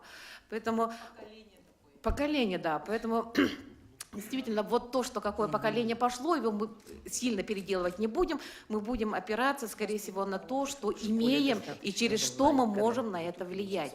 Поэтому то, что говорится, через дополнительное образование, через вот эти центры, которые сейчас предлагаются, привлекать детей для создания фильмов, для создания мультиков и так далее. В нашем фонде мы уже 2 фестиваля по мультипликации провели. Мы ездим в районы с благотворительными десантами, где обучаем прямо детей, преподавателей этой технологии, потом проводим в конце, потому что итоговое, что должно обязательно быть, это как республиканский фестиваль анимации. 2-й год мы его проводим для детей с ограниченными возможностями здоровья. Но там это, в этом фестивале принимают участие все дети, все абсолютно, мы не ограничиваем. Поэтому надо развивать всем миром, правильно, действительно. И должен быть какой-то центр, который бы... И должна быть обязательно какая-то программа. Без программы развития не будет. Должно быть все-таки... Спасибо. Конечно, обязательно. И межведомственное взаимодействие. Потому что одно ведомство это не осилит. Совершенно верно. Спасибо огромное. Давайте мы дадим слово. У нас есть такой замечательный городской конкурс видеороликов среди школьников. Мы выбираем ЗОЖ. Представитель общественной организации «Родительский совет» города Якутска Туяра Валерьевна Колесова, член Общественной палаты города Якутска также. Добрый вечер. Разрешите представиться, да, я являюсь председателем Родительского совета города Якутска. Мы как юридическое лицо образовались в 2015 году, то есть это уже не коммерческая организация. Но вообще, что это представляет, я хотела... вот уже идет, да? Быстренько. Так, в данное время у нас 39 школ в составе. Мы, в общем, что сделали? Для объединения наших сил, для организации, для координации, в общем, родительской активности мы, председатели родительских комитетов школ, объединились, и у нас родительский совет города Якутска. В общем, это то, что как есть в обычных родительских комитетах, у нас такие сектора, но на данный момент у нас 42 представителей школ, а так 39 школ в нашей организации. В общем, уже не буду рассказывать. Так, городской конкурс видеороликов мы выбираем ЗОЖ. Это мы проводим... В общем, в 2014 году, по нашей инициативе, объединились родители, подумали, что надо делать. Именно с работами, работали именно вместе с детьми родители, да. Вышла такая идея у нас родилась, что давайте организуем конкурс видеороликов, не видеофильмы, не фильмы, а видеоролики, это буквально 20-30 секунд. Именно социальный видеоролик мы выбираем ЗОЖ. Это, получается, у нас по 4 направлениям мы работали, да, это противодействие употреблению алкоголя, противодействие табакокурению, профилактика наркотической зависимости и профилактика ранней беременности. Это на данный момент, конечно, очень такая, больной вопрос, это очень актуальная тема, да. И когда мы проводили в первый раз конкурс в 2015 году, там у нас, конечно, никаких ресурсов, потому что наша организация все держится на энтузиазме, таких, как мы, именно таких конкретных общественников и людей с активным жизненным Получается, в первом году у нас всего было 17 работ в виде роликов. И там у нас победителями вышли ученики школы номер 5. Это была очень хорошая работа, очень хороший видеоролик. В нашем жюри вот у нас работали профессионалы. Вот Владимир Иванов, как Роман Пестеров, Аян Васильев, да, вот Николай Васильев, режиссер кино, телевидения. Ну и с управления образования вот были и члены нашего родительского комитета города Якутска. Если в первом году у нас получается, что работы вообще не было по профилактике ранней беременности, то в этом году, в 2016 году, у нас 2 работы поступили именно по профилактике ранней беременности. И это была просто супер работа. Да, можно видеоролики? Но сейчас мы покажем немножко, там, какие работы у нас победили. Это вот дети делают, посмотрите, да, это пожалуйста. дети вот сами. Ну, первое место у нас получил ролик «Пропаганда ЗОЖ». Это у нас педагогический отряд «Сердце Сибири». Может, даже знаете, да? Звук можно?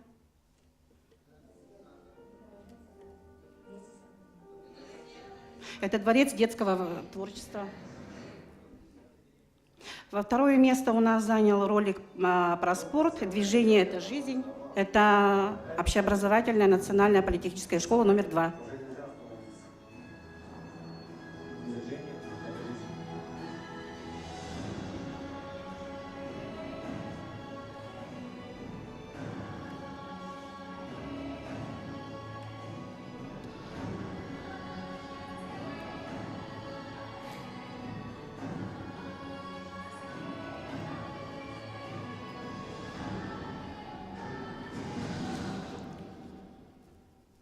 Да, очень хорошая работа, мне кажется. Да, и это третье место у нас вот работа СОЖ номер 16. Это коллективная работа.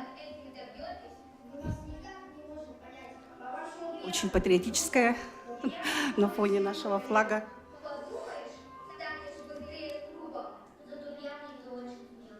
И помимо вот победителей у нас были 10 номинаций. Это очень хорошие работы. Именно вот я говорила, что профилактика ранней беременности. У нас там прямо прекрасный видеоролик был, да? Прядченко Марина, ученица 10 класса Николаевской школы.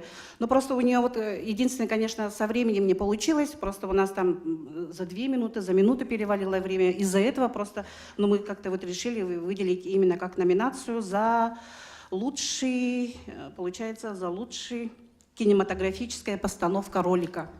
К сожалению, у меня сейчас на данный момент, я не привезла с собой вот эти работы, но у меня все есть. И еще вот замечу, у нас была очень хорошая, лучшая анимационная работа, это ученица 5 класса 30-й школы. Но эта девочка-инвалид, у нее вот, несмотря на свой маленький возраст, у нее 10 мультипликационных вот анимационных фильмов. Она сама рисует, сама вот просто... Ну, это, конечно, очень большое, огромное спасибо ее родителям, то, что вот именно они уделили внимание на вот дочку именно с этой стороны, вот как подойти правильно, да? Туя Валерьевна, у вас замечательные ролики, их показывали по НВК, было бы замечательно их по всей республике, вот даже в киносети перед сеансом Вот именно, показать. да. Это, Мы наверное... просто столкнулись, конечно, первый год, когда вот очень хорошие фильмы, очень хорошие видеоролики, но почему-то, к сожалению, большому моему, у нас не но на НВК, на вот эти, на телевидении мы никак не смогли пробиться, потому что это что все мешает? деньги. Что мешает? Деньги ты просишь? Да, это получается. Мы говорим, что это как бы... А кому конкретно это родители. обращались? Это на НВК мы обращались, потом мне вот, я с предложением просто подошла к Министерству по делам молодежи, вот там они вроде бы обещали, что у них там есть время, какие-то вот можно в эти сроки, но все-таки вот как-то у нас не прошло. Но в этом году, вот в 2016 году, мы вот эти 3 работы как раз-таки на НВК у нас прокручивали. Это с помощью управления госалкоголь-контроль. Вот они вот так вот, вот наши спасибо. работы. Ну, спасибо на этом, да, но хорошо бы, конечно, было бы, чтобы все работы, вот, ну, хорошие, хотя бы номинированные работы были бы, как бы прокручивались бы. Мне сообщили, что дети сейчас уезжают, давайте мы им дадим слово, и пару человек скажут, и мы завершим наш круглый стол.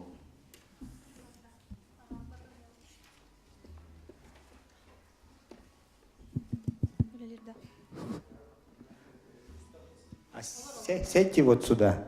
Вот сюда сядьте. Сейчас выскажется. Өтөкүнен мен атым кыртаса барен юрбу хуттан хажабын. Мен вопросыманнык билинги кален хер коленага беге хасты подростактары сахалар бэбит усту кинелер битигер кайда интерес тардык хабин. Хем берин хелекка агаяк багай бирген кихите көрөрдө. Ну, здесь-то именно роль и телевидения, и детского издательства, и СМИ, и интернета. В общем, нужно вещать. У нас, видите, сегодня задели проблему. Нету целенаправленной работы с детской аудиторией. В целом, это проблема по всей России. Недавно, пару лет тому назад, принято решение о выборе 100 лучших фильмов России для факультативных занятий по школам, по кино. Если бы еще мы 5 или 10, 10 фильмов в Якутии выбрали, потом начали бы работать, освещать вокруг нее в средствах массовой информации и по телевидению, то, конечно, интерес к детскому кино был. Ну и качество. Конечно, качество сейчас на российском уровне каждый год будет выпускаться около 50 фильмов для детской аудитории. И очень хороший вопрос, да, молодой девушке. А вот я хочу ей обратно, этот вопрос хочу ей задать. Вот что бы ты сама хотела видеть? Так как ребенок, она сама. Что бы заинтересовало твоих друзей? Вот ты нам ответь на свой собственный вопрос, пожалуйста. Она совсем другой вопрос задала. Она сказала, они сделали свой фильм про подростков, да? Но его видят очень мало народу, да? Как заинтересовать внимание подростков, она сказала. Как можно привлечь внимание подростков детским фильмам, она сказала. Я этот вопрос задаю ей. Как нам привлечь ваше внимание, чтобы вы и в кинотеатрах, и по телевидению, и по Ютубу смотрели якутские детские фильмы, и что бы ты хотела видеть?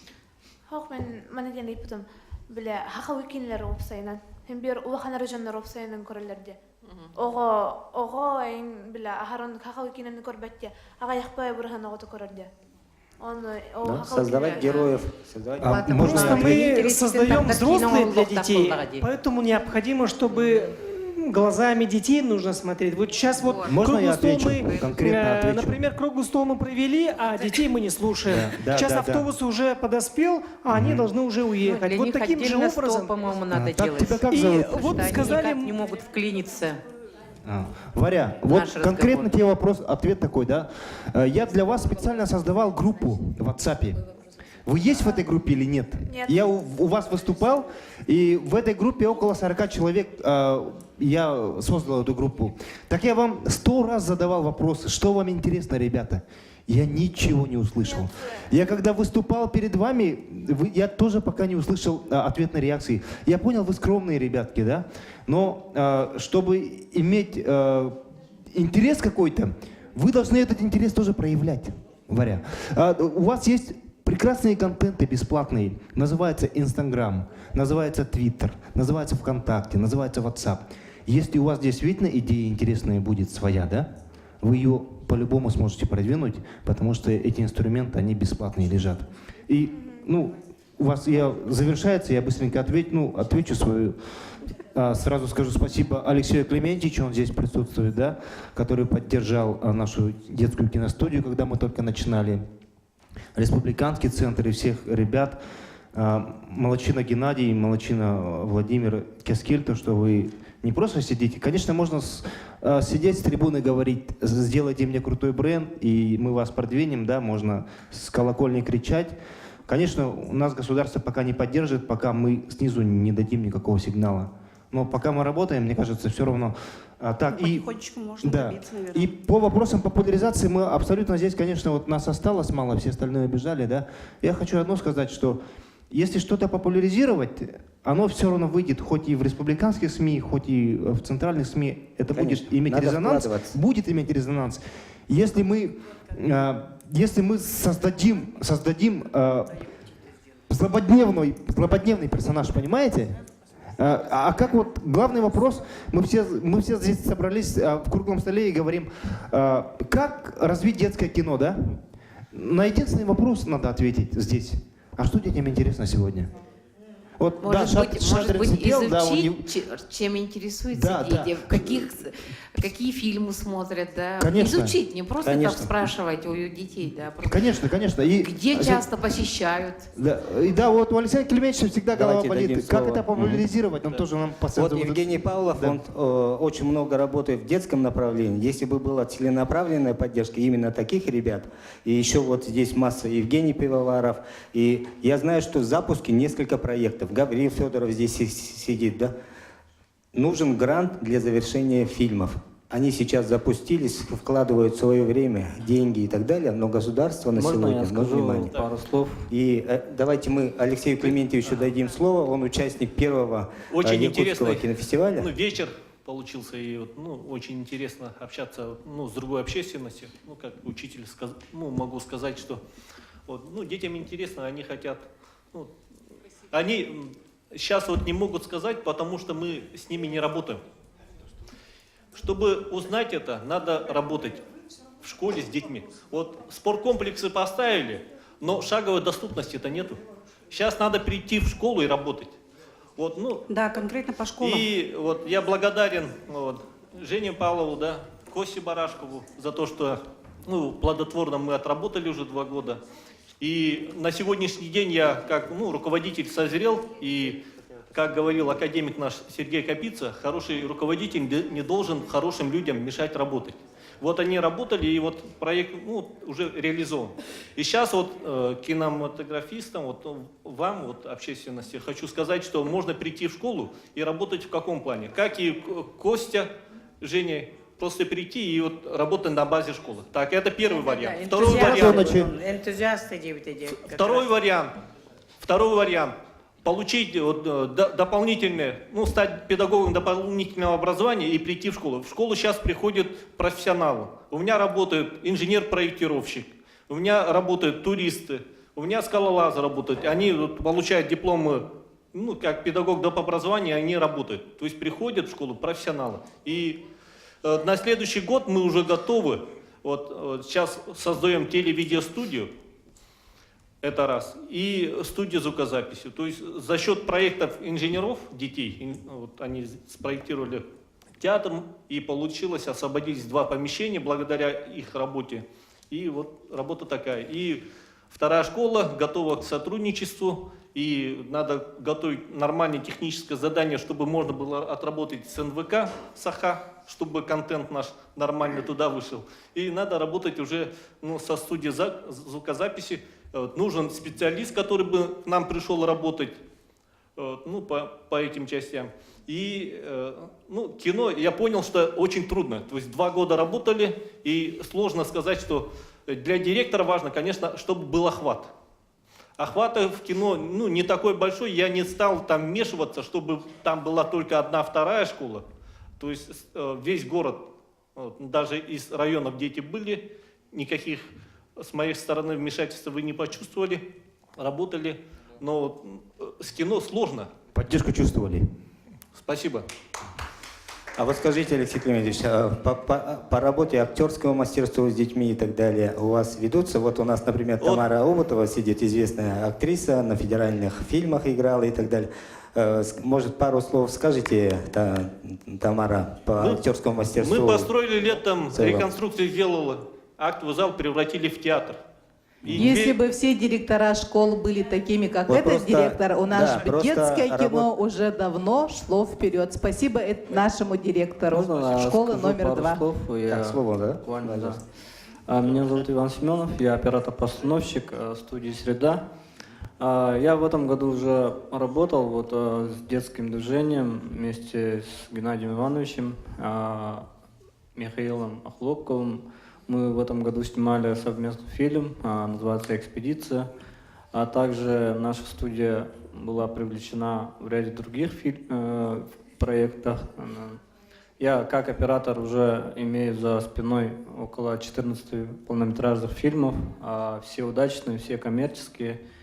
И на этом я не останавливаюсь и начинал уже учить детей. В этом году я в Усалданском районе учил детей До этого в школах тоже, ну, на своих началах тоже преподавал, да. И вот что я хочу сказать, да, вот нету специалистов на самом деле, да, вот если я как оператор-постановщик буду учить детей операторскому мастерству, ну, честно говоря, вот активных операторов, постановщиков, сценаристов, режиссеров, да, нас мало, на самом деле, да, мало. Я предлагаю вот что, да, нужно создавать детям самим YouTube-каналы и каким-то вот посредством, вот, например, директора школ, да, вот у вас же все равно кружки идут, и посредством шефства, да, вот популяризировать вот эти каналы, например, да, вот в социальных сетях между школами и создавать свой контент и еще помещать туда именно мастер-классы от специалистов. То есть один специалист дает мастер-класс через YouTube, там, через видеоконтент и размещает вот именно для школ, да? Да. И чтобы не ездить, там, всю республику все равно не объездить, всех детей все равно не научишь, да? И на базе этого можно даже создавать какие-то конкурсы, задания давать, и ну, будет все равно отсейка какая-то, кто-то будет стремиться к этому, кто-то нет. И, ну, вот такой вот совет, предложение, может быть, да? Нужно делать исследования именно, да, вот того, что хочет ребенок. И как они вообще развиваются в этой среде, да, в этой сфере, как они развиваются. Вот нужно изучать это именно специалистам из сферы кино, из сферы именно Министерства образования и так далее. Да? Ну, вот это исследование должно быть проведено конкретной группой людей, да, и чтобы... Институты педагогические подключать. Да. Вот, ну, нужно вот это самая, вот, по-моему, нужная вещь для того, чтобы нам знать, как развивать вот нашу тему. Спасибо. Слово. Давайте Евгений. Видеогенен киношниктар, онда бу әргетчілер. Бейулланыттан төсіл болы, киноғыр бұппыт, детская кинолерші, героин киногыр бүкі болы, бастығы кес чағын, онтан чысқаннен киноғырды аспы сылғайы, үлдір әхіл. Эші чысқаннен кино итогын бейі білдевет бейіл қайдаған, эші уже детская университер бар болулар, подарок бар болы чысқаннен. Ору чысқаны болғандық ағайбаттар, это дед морозкөті көрілдер де, оғылар, аға оғылар, білін уже обыры соңыстандар уже, эші үніргіл бақыт тоқ бардай аға жылға, подарок ем оған олымда. Онтан бейіл, үлдері ағыл бұлла бейт ұғыл бұппыт, аптақ дұрқан екен ұғыл бұппыт, ол тірелерін көндіріп мағарабын. Хобы кейнені бейдеріне шын өсі 2-3 шағаны орық бұтын мағарабын. Бұл кейне ұллағына бұрыстой кейне ұлбақыт еқанады. Бей ұлла выше школы музыканы күттірілі әтібет, вышемнері күтті, музыканы оғылыр күтті. Именно бей сылбы сұрықпы музыка ділесек тем программа кері әркінде бұд 2-3 шағығар. Именно онтан бюджеттінан, бұл кейне дәлнешін оғылар 2-3 шаға бюджет ұлған болынады, 10 миллион болынады. Бей білін, например, 2 миллион оғыра жауытты. Ес кері, бәйбіт кредит ұлабылабыд. Гузарствовал детская тютер. Хотя хох, конечно, блин, дын дархан лухан серьезно кидлер он лухтренада. Бей, конечно, турам берет. Дальше все мен дын дархан все он лорол, но хоть детская кинене хочу лухан дыхая отрол лухан миллионга, пока потихо гетен гарды камелио хотен шеп. Антон, ман говорит-то, ладно, звук.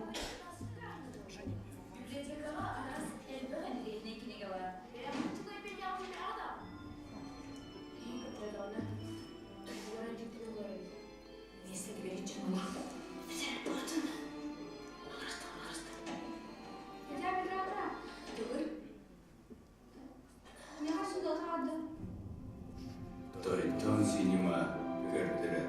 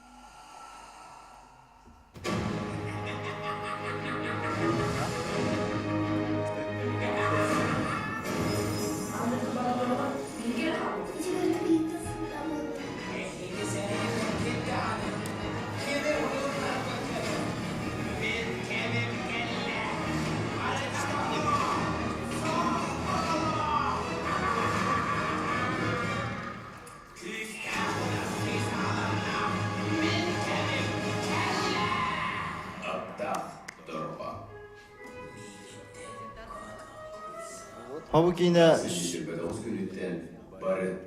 Сүрбет оғыз жылаты уже прокатқа орар, бізде кинотеатрах, город кинотеатры. Например, Хибелинге туругунан бу кино коммуняр возможности бу. Песичера билинсет кинотеатрах коммуняр кахта. Антон Хибелла боғылыр гутугар, чугас жоңуты васапқа тахатна хүрдін туқ болуды. Антон 2 чағыр, 3 чағыр ұттан уже ұлсан үлі қанады яғынығын. Онда олағына бу оғы туқты музыка странада, классическая музыка, именно лында детское кино ем болдалағына тугара. Иралашкуды киноны ғулары меме ханава таммат. Истәқ онда туғалақ кино ғулу қанады яғынығын. Оны бейі бәлемет, енді кино орырға сценарий бұд сұрулы хаджар. Оны дальнейшем относусь к Кире, хамсы парагалячах. Жигуль, бурсуды этих. Можно я скажу? Можно я присоединюсь, Ну, потому здесь что вы... Эдуард сейчас. Извиняюсь. И потом. Спасибо. Давайте на русском постараемся. Давайте Анастасии дадим женщине вперед. Просто мы работали вместе над этой картиной. Да. Год назад мы это снимали. Что хочется пожелать вообще тоже, чтобы как-то вот Министерство образования, Министерство культуры подключились к тому не только, чтобы любительски как-то любовь у детей вызывать в кино, а хочется, чтобы республика обучала своих детей не на таком уровне, где мы встретились и поделились опытом, а отправляли их на обучение в Москву, потому что я вот сейчас, я вообще работаю, езжу в Москву на проекты, здесь проживаю. И вот год назад впервые вот так вот на площадке мы поработали. Очень большая нехватка профессиональных кадров, потому что на одном энтузиазме хорошего качества не всегда можно добиться. Конечно. И хочется, чтобы как-то республика уважала своих кинематографистов, вкладывала в детей. Вот детки уже через 2 года вот эти подрастут, и уже вполне кто-то из них может учиться в Авгике. Но не каждая семья может себе позволить обучить своего ребенка. Вот. И поэтому хотелось бы, чтобы как-то поколение было все более профессиональнее и профессиональней в дальнейшем. И тоже как-то вот этот вот энтузиазм, который очень часто здесь прозвучал, обидно просто, потому что труд киношника, он не всегда романтичен. Это романтика с потом и кровью, и хочется, чтобы достойно люди получали какие-то деньги, потому что это хлеб их. Поэтому хочется, чтобы республика не только на техническую, но и на человеческий фактор тоже обращала внимание, и люди достойно получали какие-то деньги и могли себе позволить полноценно этим заниматься, потому что вот на площадке столкнулся с тем, как я могу от этого человека требовать 100% отдачи, когда он не получает деньги за свою работу, и когда он получит их, вообще неизвестно. То есть вот мы, вся команда, мы поработали вот вообще на голом энтузиазме пока. Не знаю, может быть, что-то когда-то и будет. И дальнейшее, я не знаю, что Женя говорил, не понимал, но 2-я и 3-я часть, она должна быть на порядок качественней. Иначе... Конечно, надо вкладываться. В это нужно вложиться, иначе за это даже не стоит браться, потому что стыдно будет перед нашими же детьми показывать. Конечно, мы просто оттолкнем детей от некачественного формата. Да. Поэтому вот хочется, чтобы вкладывать Анастасия Пикель, второй режиссер. Дело в том, что в кино от второго режиссера очень многое зависит. Все несет на себе второй режиссер. Давайте дадим слово Скочиной. Ага, спасибо. Я, несколько слов скажу. Вот в этом году от имени, можно сказать, Министерства образования, от Республиканского центра дополнительного образования детей, то есть в этом году, Министерство образования, Министерство культуры, Республиканский центр дополнительного образования, мне кажется, провели очень хороший первый детский кинофестиваль «Золотой олень». Да, и 27 августа, в День российского кино. Я подумала, что вот как раз именно Иваном Владимиром Давыдовичем и так далее ведется очень такая планомерная работа. Значит, прошел первый этот фестиваль. Мне сказали, что он будет ежегодный, да? Вот сейчас идет этот круглый стол, именно говорится о проблемах детского кино. И я смотрю, вот были очень хорошие номинации, да, вот на этом фестивале. Лучшая режиссерская работа, лучший сценарий, лучшая операторская роль. И я думаю, что как раз вот итоги вот этого стола, да, как раз вот в будущем году же тоже будет, да, фестиваль Владимир Давыдович. Вот эти вот все номинации, они должны быть более качественные, да. И я думаю, что мы все как-то должны постараться. Объединиться. И уже фестиваль, чтобы был на более высоком уровне. Еще была идея, что в рамках Якутского международного кинофестиваля вывести. Будет Это блок, даже это было предложение Михаила Ефимовича Николаева, что нужно в рамках Якутского международного вывести кинофестиваля, блок чтобы детского. детский блок у нас появился. Мгм.